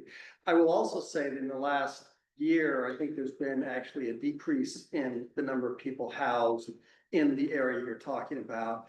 The city's opened up the Alex. In other words, rather than house people in Merrifield, they're housing people at the Alex Hotel, which is over in Spenard. And I think there's a real commitment to try to equitably disperse this population to areas of the city, throughout the city. I will tell you that it's not easy to find a location. We looked throughout the city. and actually had other locations that the city rejected because they were too close to other services. And so it's, I think this location is a good location. I think it's away from most of the residential area, and I think we can operate it in a way, I think we've demonstrated we can operate in a way that does not kind of have a lot of external negative impacts. I don't know if you want to talk to that. I'm gonna make the Okay. report's gonna be able to speak for a little bit. Do you want to say anything about the good neighbor policy at all? Yeah, thank you. So we are working on a good neighbor policy with the surrounding community councils, particularly with Mountain View, that will talk about how we'll behave and how we'll treat certain things. We currently operate the guest house, which is, it's not the same kind of an environment, but we have a good neighbor policy with the downtown community council. I think Mountain View and the surrounding community councils are actually looking to strengthen that and add some things to it that compared to what we've done downtown. But, we recognize that that's an important component, and working with you and working with the community council is going to be And I will say that originally we had planned to have like separate agreements, like a good neighbor policy with downtown and one with Fairview. And we basically came together, our presidents came together and said, can we just do one? Like, we have one agreement, and we just all kind of, and I will say that I think of the three councils, we're all generally in agreement about like, I think what we would want. And I don't think it's a whole lot different than what you would want. I think Fairview is the most concerned and has the most worried, maybe the most stringent in what they really want. But in their defense, they also have the closest residential neighborhood to this location. And so downtown and us to this point have said, we want to defer and be good neighbors to Fairview and support what they're asking for. And so that's kind of where we're at. We're in the process of trying to develop something. My suspicion is that policy comes to this meeting next month. It just hasn't been, we don't have a draft to bring this month or ever come today.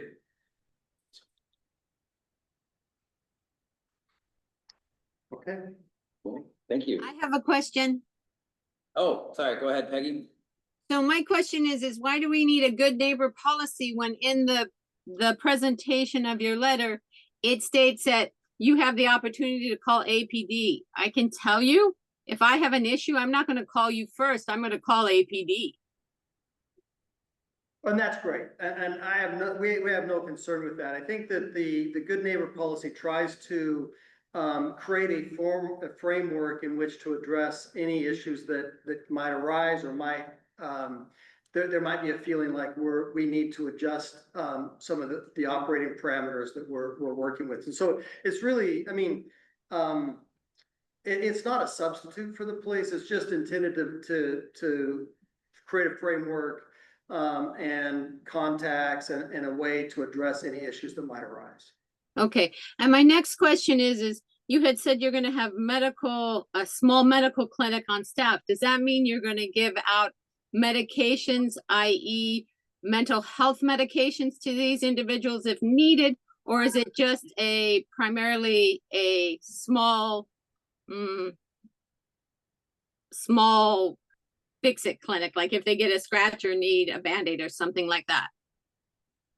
So it's going to be both. So we will have a regular kind of what you say, a fix-it clinic dealing with issues that might arise. But we also will have once a week, Anchorage Neighborhood Health will be there with a behavioral health practitioner that I believe, I'll need to confirm this, but I believe will be able to prescribe and provide mental health prescriptions as well. So who controls the patient's mental health meds? Do the patients control them, or are they dispersed through your facility through this clinic? Well, yeah. This is an emergency shelter. This is not a institution or a hospital. So what Sheldon's describing is in all of the contracts, we ask the provider to either have on-site clinician or an access to an organization that can provide that service on site. So just like when you go to see your provider, that relationship is between you and the provider. And if the provider prescribes you medication. Sometimes, especially if people have transportation issues, we find ways to help people fill that prescription. But that is between you and the provider. That isn't, that information is protected health information, doesn't go to a shelter operator or to the health department or anyone else, just like when you go to see your provider. So this clinic is not a clinic provided by the housing operator.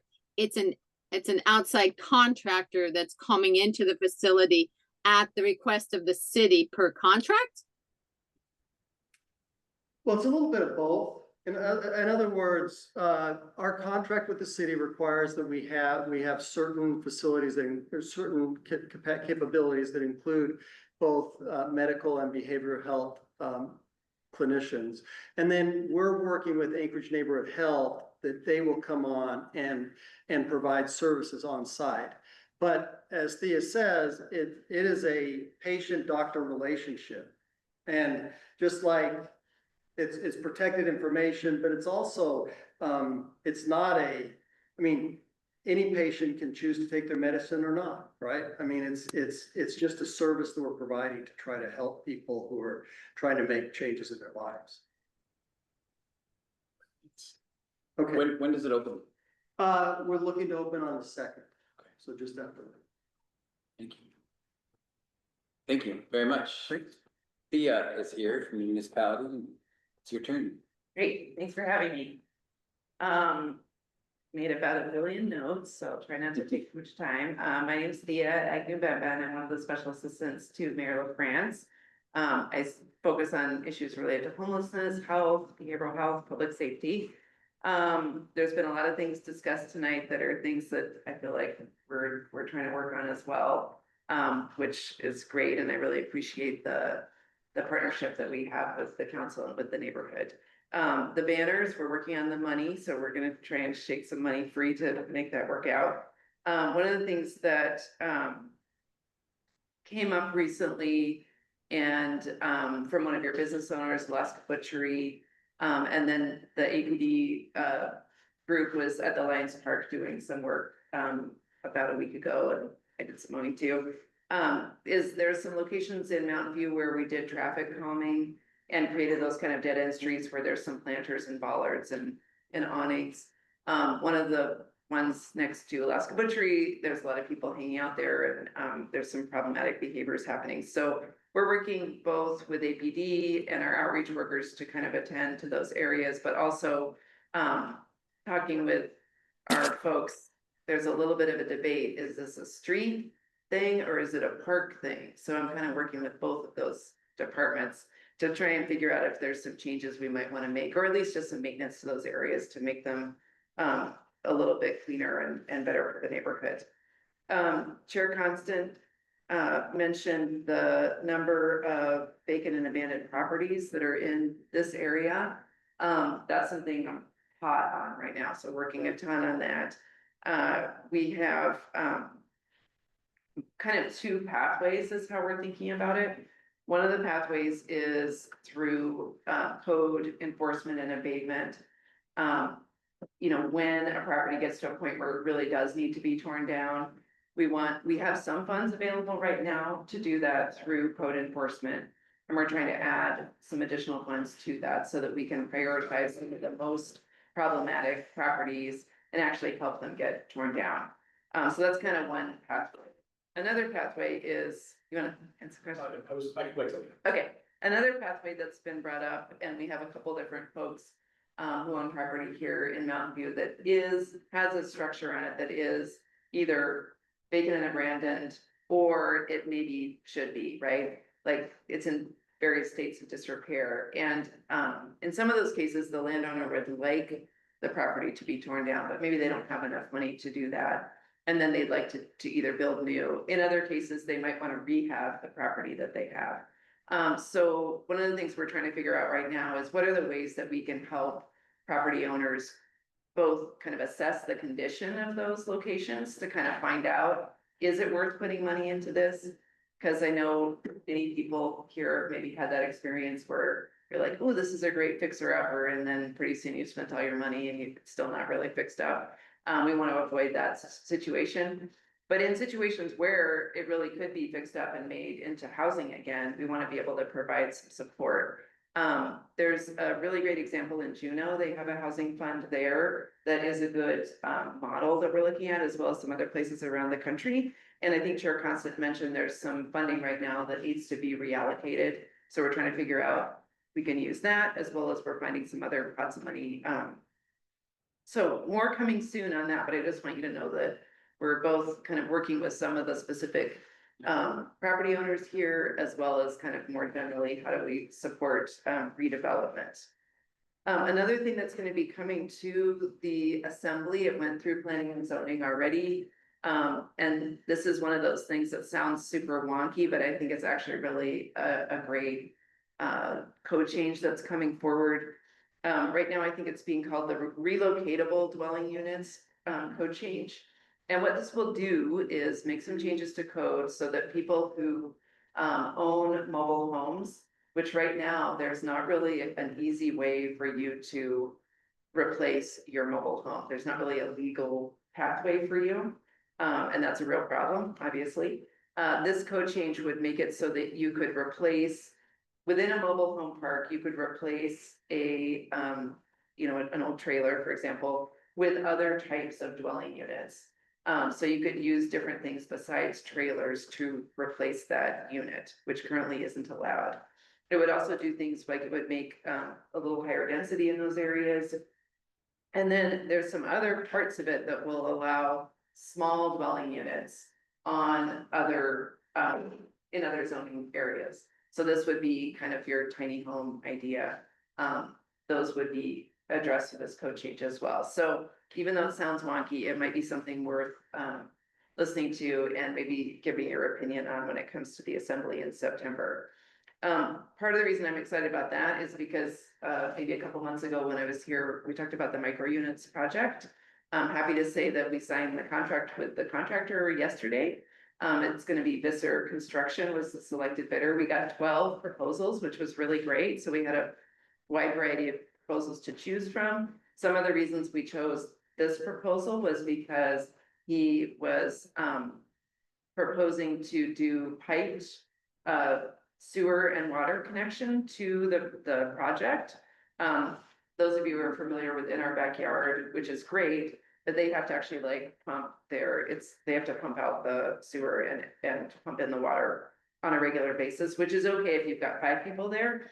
But we're trying to do a project that has 24 units, and then it might even have 32 units if we get this little extra money that I'm trying to get to add 8 more units. So the pumping thing is sort of impractical. So that was a good thing about his proposal, that he's going to do an actual sewer connection. And then another thing we liked about it was that he was creating this option for another 8 units if we could come up with a little bit more cash. So that's going to happen at the Tudor and Elmore kind of area where the Muni has the permit center and a lot of other functions. We're using a fenced lot that has been used for kind of long-term parking for APD. So we managed to get those cars moved, and hooray, we've got this area that already has this giant fence. And it's a pretty nice big area and it's close to sewer and electric. So that project's gonna get rolling. Should be maybe tomorrow, maybe Monday. There'll be an RFP posted for the entity that's going to operate those micro units. They're going to be operated as recovery residences, which is a form of behavioral health treatment. But it's a very low barrier form. We'll be targeting people who are experiencing homelessness and who are seeking treatment for behavioral health issues. So the RFP will be to select a provider that is a community behavioral health provider and that who bills Medicaid for those services. And that will be part of how we will sustain the project over time. So look for that to come out either tomorrow or very early next week from the health department. We hope to have the provider selected. Oh, the other cool part about that provider is they won't only serve the micro units. They will also, once we get the Golden Lion remodeled, not the housing part, but the part that's supposed to provide behavioral health care, they'll also base out of there. And then they also have the option to propose serving people in other locations too. So we'll have a provider that can really do a lot of good work for us, around the community. And we hope to have people moving in, mid-November is kind of where we're at right now. To get back to the questions around shelters, so as of kind of September 2nd, we're making this transition right now. So some people are moving to complex care, other locations. But once the transition is complete, we'll basically have 3 municipally operated shelter sites. 100 beds at East 56. Currently, we have 200 people there. It's not a great location in terms of a building for 200 people, so 100 people will be able to make it a lot better. We'll have 100 at Linda's Place, which is in your community council area, and then 100 at the Alex and Spinard. So we are absolutely trying to have smaller locations and in more different parts of town, because we don't want them concentrated in one area. And I think what Sheldon was referring to is that, compared to last winter, when we had about 200 beds of municipally operated shelter in this area and East downtown, we'll only have the 100 in Linda's Place. So we're actually net reduction of 100 beds from last winter in this part of the community. So that's speaking to that concern that you had. We also are going to be really doing a lot of work to connect in with other low barrier shelters that we help fund. So Brother Francis, Complex Care, and Covenant House, we're really going to be linking all of these sites together, alongside all of our outreach teams that we're really putting a lot of effort into our crisis teams. We have a second mobile crisis team that's operating now, and they do almost exclusively outreach into the community instead of just responding to calls.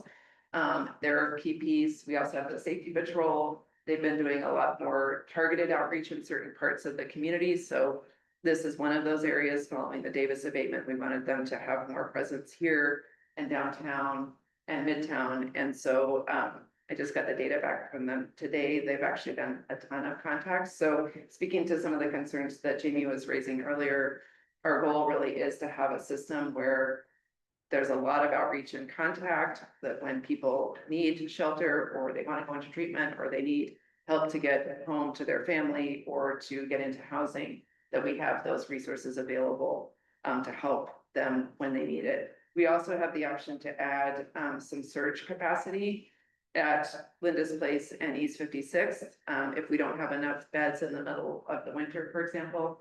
And then we also have a faith communities gathering. This is our second one. It's happening next week. I think I've got most of the faith leaders from this community invited, but if you would like to come, please let me know. I'll put you on the list. And one of the things we'll be asking them is to sign up for emergency shelter over the winter. That's something that used to happen a lot, now happens a little bit less, and we'd like to kind of revive that tradition. I think those are, we also are, we have had a contract with Christian Health Associates to do family emergency shelter. It has been only during cold weather periods, but what we have found this summer is that emergency shelter is really needed for families. Specifically the Chester Creek abatement that we just completed. We had 4 families we were trying to work with during that. We've now found locations for all of them, but that sort of prompted us to say like, hey, we need this during the summer too. So we were able to find some money and do a contract amendment, and they are now going to start, they're not going to be doing their full capacity, because that actually involves a lot of churches that they work with, but what they'll be able to do during the warmer months is connect people with hotel rooms. So that'll be starting September 1st. We have that up and running again. And we also, Kenny and I are working on blowing up the Good Neighbor Fund. We want to create something that lots of people can contribute to, that helps to fund these kind of gap funding needs. Like, I need money to get my driver's license. I need a few nights in a hotel. I need a plane ticket back to Alabama. Those are the things that we fund with that, and we'd like to have many more people contributing to that. So we're working on it as well. Okay, stop. Questions? There was a lot in there. Sorry. But one of the ones that you talked about was the trailer parks and being able to replace the trailer. Yeah. Does that include tiny homes? Yeah. Good. Here's the tricky part, okay, this is taking me forever to like get it straight in my brain. And it's confusing, and I can't explain to you exactly why it has to be like this, but in a mobile home park.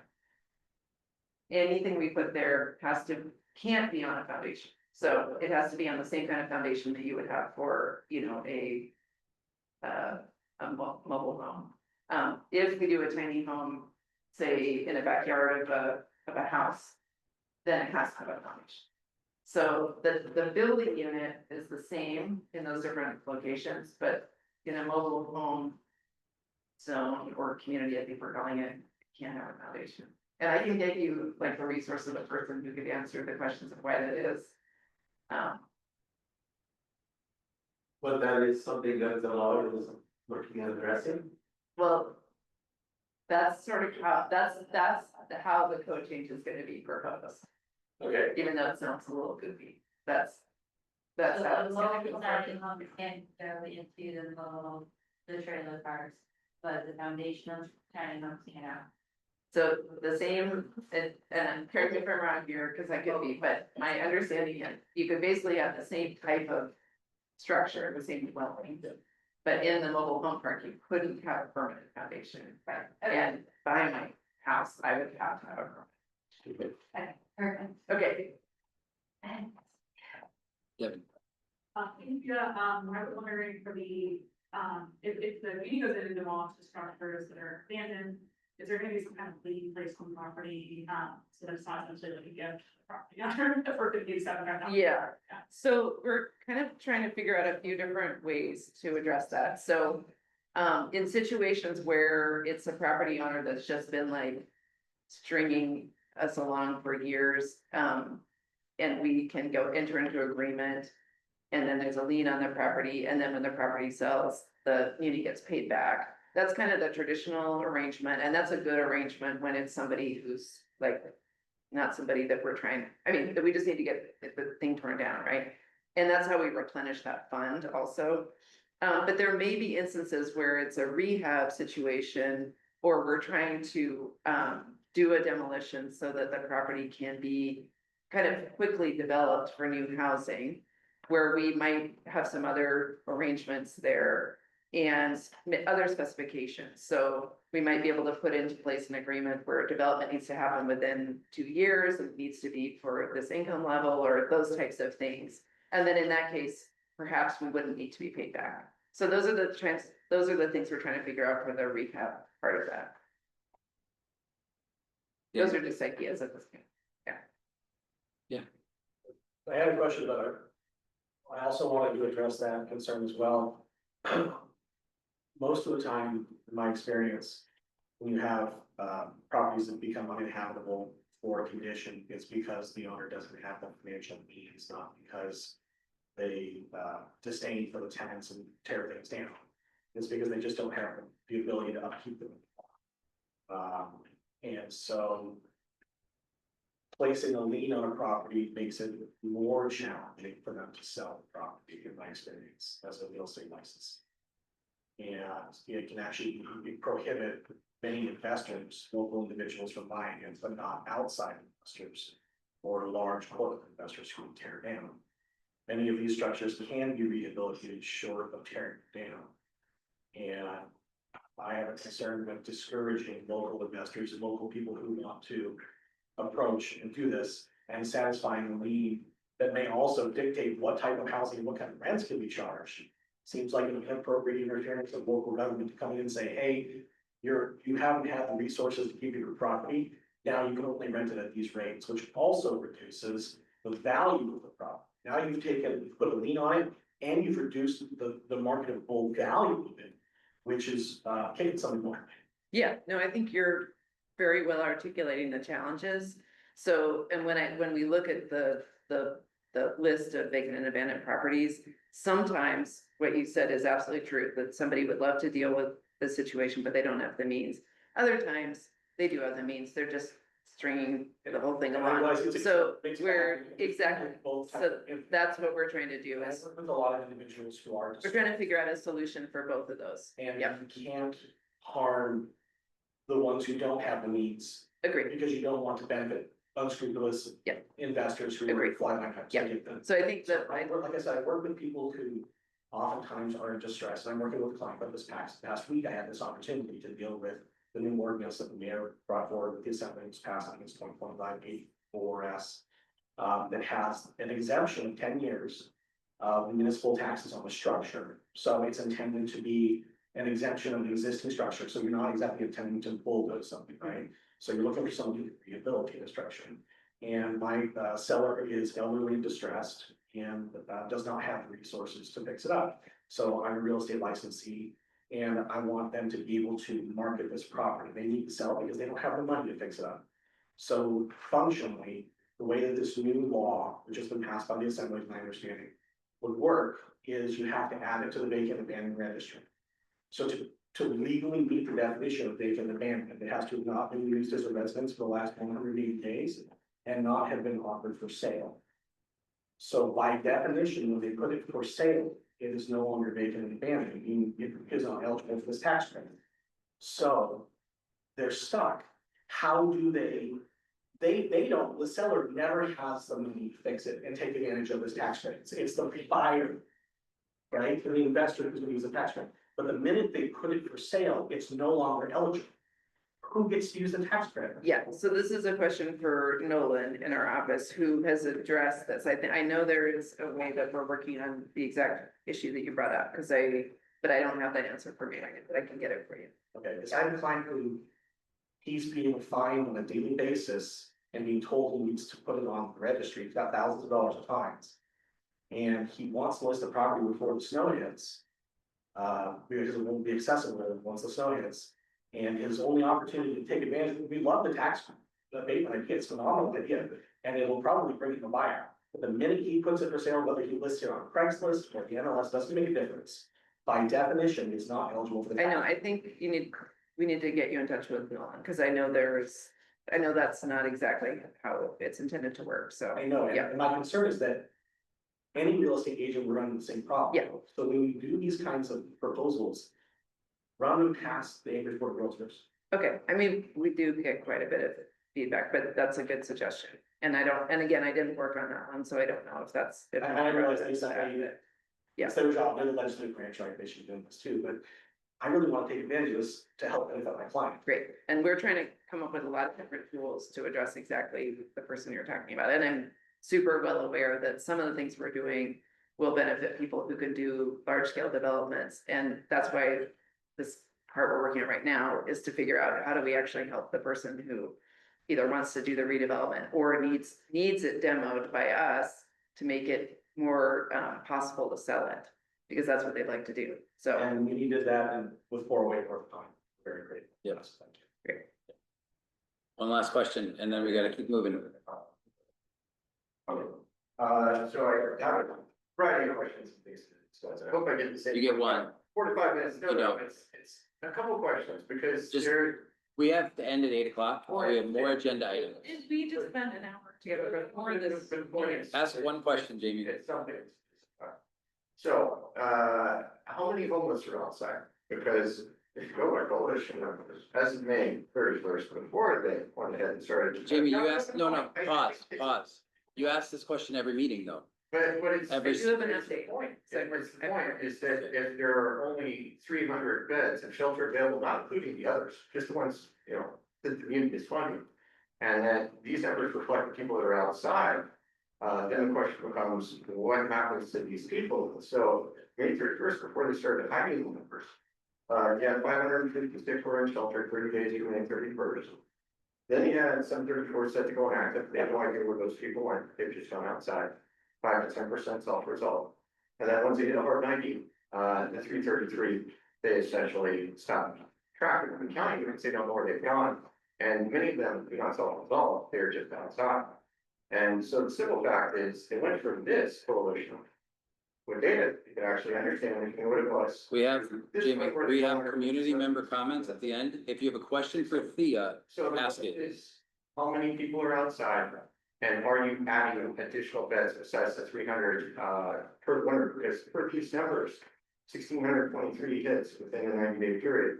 That doesn't include the ones that are going to hostess every day, one's coming out of prison, the one's with trucks. Okay, so like I responded the last time we were in this room together, it is not correct to spread the idea that there's 1,600 people according to those numbers. So Well, they're. number one. Yeah. The numbers that are being displayed on that report.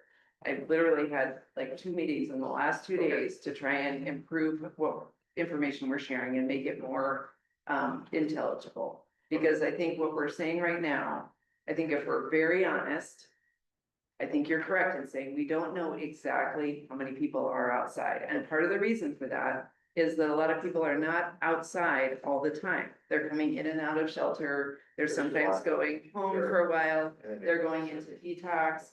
They might go into treatment for a while. They might be housed for a while. So this, and you've said this yourself, it's a transient group of people. So we don't have data, and I'm just gonna say this as a fact, that tells us exactly how many shelter beds we need to have. The way that we are designing the system, and I think based on the expertise of the many skilled and experienced people that are part of this, and you are one of them. As I've said to you every time we talk, the expertise that together we bring is telling us, there's one fact is, a shelter bed can serve one person for 3 months, or it can serve three people if they're only there for 1 month, right? So part of our job is to coordinate all of the beds that we have so that people are not staying in them for too long, because a shelter is not a permanent location for somebody. Absolutely. We need to get people to their next best place. We also need to make sure that when people are outside, Yeah. that they're getting multiple contacts. Because we also know, I mean, I have data from True North Recovery right now that told me that they made 50 contacts for every person that they got into treatment. And these are skilled peer providers. So it's not easy to get somebody who's living outside to want to come to shelter, want to indoors. Exactly, and I know that. And so does all the people that are working. I'm gonna thank you both, but we have to move on your agenda. No, we're done. We're gonna go to our next. At this time, well, you're next, Jamie. Jamie, we're gonna move on. You say the same thing every meeting. We've heard you, okay? Bria's here from Huddle to update us on the process and progress with the changeover from Boys and Girls Club operation to community operation of the community center. Yes, so I'm Bree, I'm with Huddle, we're working on the Mountain View Community Center strategic plan. Dave Barney really wanted to be here tonight, but I know he's at a football game, so forget, it's Bartlett. Yeah. Yeah. Anyway, right now in the process, we're doing a public survey, and it's gonna be open through September 14th. And I'm really here just to encourage more people to take it. I have a postcard that I'm happy to like just pass out to everybody. On it, there's a QR code to take the survey. There's also the written out website. And we have it translated into 6 different languages. So if you know anyone in the community that speaks a different language that would want to take it, please share this with them. After we get the results from the survey in mid-September, we're gonna do another public meeting. We haven't set a date yet. We first want to see how the survey goes, but it will likely be, the soonest would be end of September, if not early or mid-October.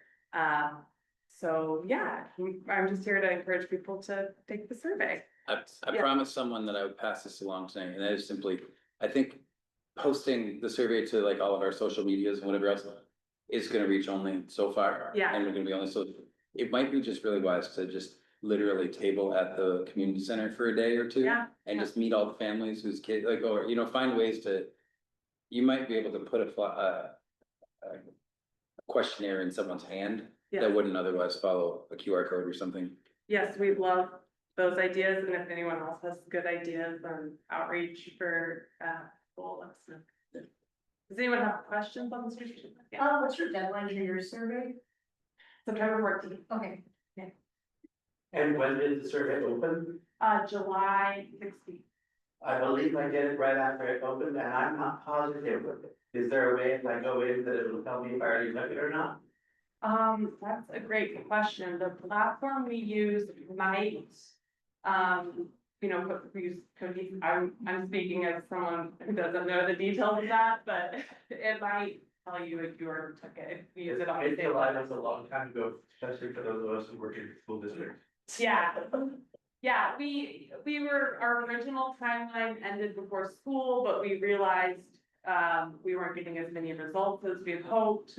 And so by keeping it open through school, we're hoping we can reach more families who are now using the center more likely, and, yeah. Yeah. Between the workshops and public comment surveys so far, what level of feedback and input are you receiving this time? We're like hesitant to say any specific result because I think last we checked, we had like 35 survey results. We're really want a lot more before we, but you know, part of the goal of the strategic plan and the goal of the survey is to understand, like, does the community center serve other age groups? Does it serve other recreation needs? So that's the feedback we're looking for. Is it more like, it's right now, they want to have it function how the Boys and Girls Club did, but are there other opportunities that function as? Yeah. You talk about ordering teachers or principals when they send out their newsletters for the QR code to be there, so parents get it right before school. Yes, I know Dave is gonna try to connect with the principal, and we've been working with Shauna at Tyson on sending parents the text that has the link in it. It sounded like that would be a really good opportunity, but that's a really good idea. We do want more families to take the survey because we want, you know, the center to serve kids in the neighborhood, so. Any other questions? I have a stack of these at the table on your way out. Grab them, great. And then these are mailers, so hopefully people who live in the neighborhood will see these in their inbox soon. And yeah, we'll keep you guys updated on the process. Yeah.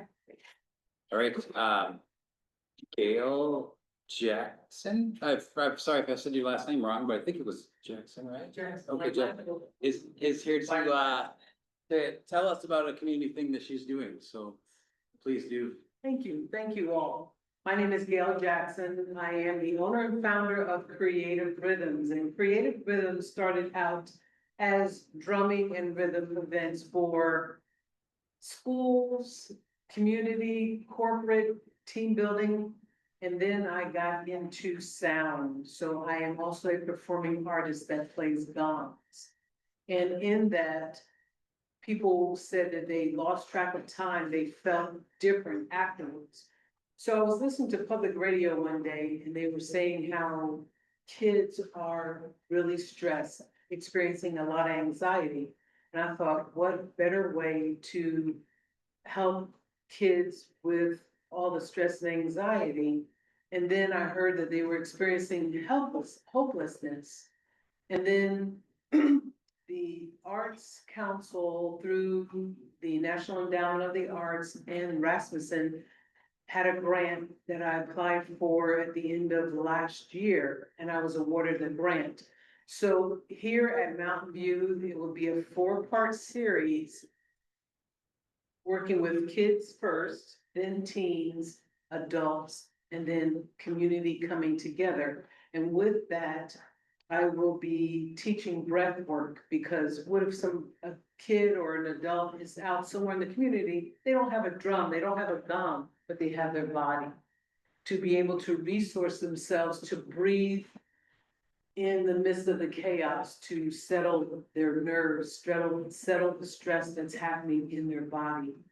And so the room will be filled with instruments, ambient sounding instruments, gongs, deep sounding drums, chimes that are very soothing. So I will teach them breath work and then introduce them to the instruments. And then the students will be able to go around and play the different instruments. And then at the end of the session, we will bring and start our own sound session to share that with the kids in the room. So we'll start with the kids, then the teens, adults, and in December, it will be a community event. It will be posted on the Mountain View library website, the times, the date.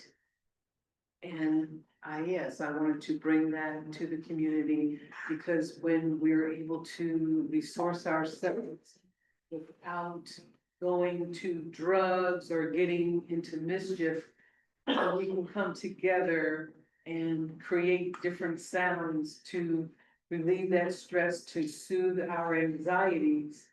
We have a better thriving community. And so that is my art project, and it will be concluding in December. And I look forward to serving the community. And on the calendar for the Mountain View Library, I will be doing drumming circles here. So I have drums, I supply the instruments, I have percussion instruments. It goes from 3 to 4:30 every first Saturday. And all ages, there's no experience necessary because we all have a heartbeat, we all have rhythm. And so we come gather and we play music. And the art project is sound. The grant is Arts Healing Wellbeing in Alaska. Anyone have any questions? Yes. Well, I can't apply with one hand, so I apply with two hands, so nice job for that. And I was just thinking, we started the meeting with, Chief Hayes talking about some of the folks that, need to be diverted from the streets and doing not so good in the neighborhood. Would this be a place they might be able to gather and find healing and connection? Oh, yes, yes. And when I do my drumming circles here, when the houseless folks are outside, I always invite them in. So they have that choice to come in and join the circle. Thank you. Thank you. Yeah, thank you. Yeah, absolutely. All right, well, we do have a little bit of time for some community member comments. Anyone have announcements or comments or issues that need to be raised for us to be aware of? I'll start with Jack and then go to Kenny. I was kind of hoping that one of the people from education was going to bring this up, but since I am a teacher in the district, I'm going to bring it up. There are desperate needs from the district for paraprofessionals, people who are going in and assisting in classrooms, and for substitute teachers. Those are not necessarily full-time positions. If you are somebody who works a job Tuesday through Saturday and could substitute on Mondays, the district would love to have you substituting on Mondays. If you're somebody who would like to go and work in your school, but you couldn't do it full-time, contact the school or schools that you're interested in, because, for instance, at my school, right now, we have 0 paraprofessional positions filled. We're not the only school who can say that. We're a small school, so it's only 2 positions, but still, we have 0% of them filled. Most of the schools have multiple openings. And if you were somebody who could work on Tuesdays and Thursdays, you are needed in one or the other of those positions. So please, most, if not all of the schools have big signs up that say, hey, we're hiring for this, hey, we're hiring for that. Very often one find on as you drive into the parking lot and the other side as you drive out of it, so people will see both of them and think of it. If that is a possibility for you, again, even if it would be a couple of times a month substituting, that's 2 less times that a classroom is doing without a teacher. Therefore, a teacher who has 30 in his or her class is also having to cover 30 in another class. So please, look into it, think about it. Don't feel like, oh, I have to be able to dedicate myself 100% of the time, no. Most of the schools, I have a feeling, would hire a part-time parent rather than having none. And substituting, we love the people who can substitute a couple of times a month. We love the people who can substitute 20 times a month also, but please look into it, think about it. Kenny. I'm assuming the name of the reason why the petition for the article is because the pay is not great, there's that because they're not great. What's it like right now? Obviously. The problem is that the pay is bad compared to other jobs. The problem is Dealing with people are staying in the state, period. Yeah. We used to hire a lot of parents who used to be teachers. And almost all of the teachers who are leaving the state are leaving the state. All right, Kenny, Hey, so this. it's okay. Before I go to everyone, what Jamie was talking about, I heard, many times about what do we do if we don't want to arrest the homeless and otherwise for it. I believe that we have a solution for it with outreach and supporting outreach, and so. The abatements we just did at Davis, the abatements we did at Chester Creek, we're actually connecting with the folks as a community group and bringing extra funding there and connection for it. And so there's community funds being developed that if you want to come volunteer and meet people, if you want to provide things for, or if you want to just pay someone else and give them some resources. Call it the many different things I currently call the tip of the spear, where the outreach workers are actually meeting with someone having resources. So we have a fund and you can talk to Phil, you can touch with it, but there is a solution actually in place. The city's leading it and we support the community. So listen to the Good Neighbor Community Fund and we have all three to get involved. So there is a solution for what they can talk. Yeah, so I just have one little announcement, actually two from the library. If you look at our calendar back there, I want to highlight two things. We had teen game time on our calendar for the past couple of months, but teens don't come into the library, so we changed it to community game time and it's geared towards adults. We had games and our board games and card games, so please feel free to come in for community game time. We also have family game time, but you have to have a child come with you. No adults without children will be permitted to the family game time.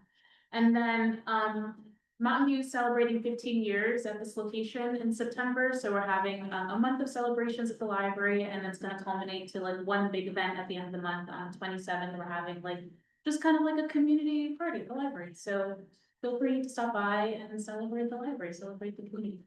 Thank you. Rosalind, you have your hand raised? Yes, did I miss the welcoming for teachers at the library? Yeah, that happened already. Oh, okay, sorry. And then I did want to add to what Jack was saying. You guys could even be a sub. And when I put in that I need a sub, you could sub for me. So there could be some good things, right? Just throwing that out there. Like, I am a SPED teacher, and so there are days that I have to take off in my contract. And so there are times where it's like you could sub for a particular person that you may know. So if Jack has to go somewhere, you could actually sub for him. Sub choices. Just throwing that out there. All right, thank you. Couple of things on my little list of things that I wanted to just say before, what? Oh, I'm sorry, Amy, I didn't see your hand. I should say, it's been mentioned a couple times, but last week, not only did we have officers from APD, but there were also some community members. And also a few homeless who helped at Mountain View Lions Community Park Road. It's been at least 10 years, since we had a painting party. And the equipment looks lovely and we appreciate all the help and certainly hope to have people come play again. We do have a lot of homeless folks that we can pick out, especially in rain, there'll be large numbers of people under the pavilion, but it's dry. So we hope they are taken care of before winter hits, but so I said we also have our meetings on Thursday at 7 o'clock. Thank you. Really briefly on behalf of Shiloh Community Housing, good news to report, probably driven by the Community Resource Center that you are building still, along Commercial Drive there. The long story short is there was an insurance claim we had to make. We had the heat that was shut off during the winter time and the contractor ended up being at fault. And so we had a freeze up and that resulted in sprinklers that froze up and then exploded. And then some of the ceiling kind of came down. So I thought it was going to debris outside. We haven't been able to touch it or do anything with it for a while. So that's why it's still in the house. Fortunately, after being back and forth with adjusters for months, the insurance company has decided to admit coverage for it, so we are going to have cleanup begin this week. They were able to test all the stucco, which is asbestos right in it, so move it, and so hopefully that payout will allow us to get a new boiler system and fix all of the frozen lines in the building. We have Yukon Fire who's doing work in the building as well, and they're fixing where it frozen up, in addition to an expansion in the furniture bank. And so all of our sprinkler work should be done here shortly. We probably already may have heard that we had an earmark received about a few years ago, so we have $1.5 million earmark. Federal funding, and so it takes a long time for those to actually get to the point where we can spend the money. We worked with HUD, we was received the money, and the one thing they need that's left to complete is an environmental assessment of the property, and that has to go to the municipality of Anchorage. And the municipality is waiting on the historic preservation determination to basically say whether or not there is a historical cultural significance to the building in the area, whether or not that's staying with us doing renovation for any community center. So hopefully that won't be a stopping point for us, and hopefully we'll get that all figured out. So I'm told that we should hopefully have that assessment completed here over the next 3 weeks, and which will allow us to begin using that amazing resource to do the work on the building that has been planned and put together by our architects and so many folks that have been generous to donate their time, talents, and treasures. Everybody's just trying to stand by and ready to do the work of the building. So we're waiting on those kind of things that hopefully will happen forward. So thank you all for patience and support. Thank you. Yep, quick, yep. So anyways, I guess These are the things listening to. yeah, so anyways, I realize, you know, I'm beating a dead horse, and some people care, and some people sort of, not. Don't, I'm trying to, that sounds, but, anyways, the general fact is that, you know, as far as the announcement, some of you don't know, Circle K shutting down operations over here September 1st. So, you know, you have Davis Park abatement and, used to be providers, and, you know, people are very good services there. People get displaced, they have nowhere to go, they end up going into the neighborhoods, and they sort of try to warn people about this. And so they're squatting, being endlessly displaced, and so now essentially, you have increased theft, you have margins which are reduced, and ultimately, as a result of this, businesses suffer, and then they shut down, and then, you know, it's a food desert, and that's sort of happening in cars, you know, over Northway Mall, and it's happening in any number of cities across the United States. It's predictable. You know, policies, and then 1, 2, 3, 4 data points down the line, start to see where this goes. So, anyways, that's just one thing that's going on. The people are still there. They have not disappeared. They're not gone underneath there. There will be hundreds and hundreds and hundreds left outside. And I already have people coming up to me asking me for blankets and in a number of things. And the police are stripping people of tents, and sometimes Parks and Rec is going to areas which should be okay for AO 2025-74S2 maps. And they're just picking stuff up and leaving it, and then they're left with nothing. And so if people do not have the time to bed in for winter, or don't have the time to build insulation, they're going to start losing fingers and toes. People worse. So sorry to beat the drum on this one, but I'm hoping that some of you might be listening, because literally I didn't try to have a meeting a little bit earlier. It did not go the way I expected. And somebody has plenty of experience on this issue, who kept people loud this winter. He walked out the door after 5 minutes because nobody was listening. So, anyways, that's it. You. That was one of my things. Thank you for pointing that out. I don't know how many people are aware, but Circle K is closing.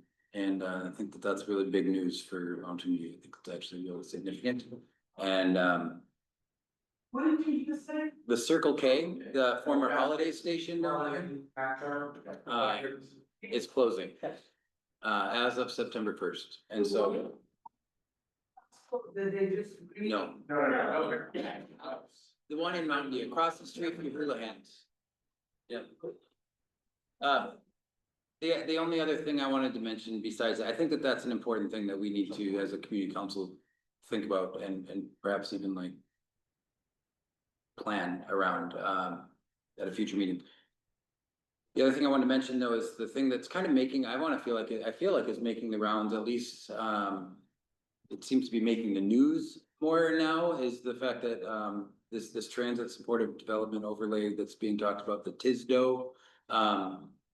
it's been being talked about for a long time. We had someone present on it at our community council meeting in June. But there are like, apparently Rogers talked about a community council meeting just about this like yesterday or the day before, and people were just learning that this was happening at all. So I don't know what that says about communication or whatever else, but it's something that I feel like I want to, at the very least, say if this is something we want to have a stance on, we can. I think that coming out of our last meeting, we felt like this doesn't fit Mountain View. But I think that I also feel like it was presented to us at such a high level that we were kind of going like, I don't think we really understand this. And I will tell you that after every focus group meeting that I've been going to these things, it changes. It's changing like on the fly, like from like minute to minute. And so I don't even know what it is today compared to what it was, a few weeks ago, because people are listening and then making changes based on what they're hearing. And but I think that that's something to pay attention to. So I would just look it up. If you're not familiar with it, I would look it up and try to maybe pay attention to what that might mean for your place like Mountain View. And we can weigh in on it if we want. Lastly, I think when it comes to resolutions, I told you I'd been going around to other community council meetings. I think that in general, maybe it's my own fault because of just inexperience, but we have in the past brought a resolution to a meeting and passed it at that meeting. I would like to get away from that. I think that what I'm learning from the way other people do it is that that's not a best practice is introducing a resolution at a meeting, giving people a month to think about it, come back and vote on it at the next meeting. So I'd like to just move that direction. Our bylaws don't require it, but it feels like the right thing to do. So that's it. If you want to be part of the committee, please. Bylaws, events, safety, those are the big ones, I think, right now, but we want to get more council involvement. Anybody want to make a motion to adjourn? Second. All in favor? Raise your hand, say aye. All right. We're adjourned. Thank you all for a good meeting.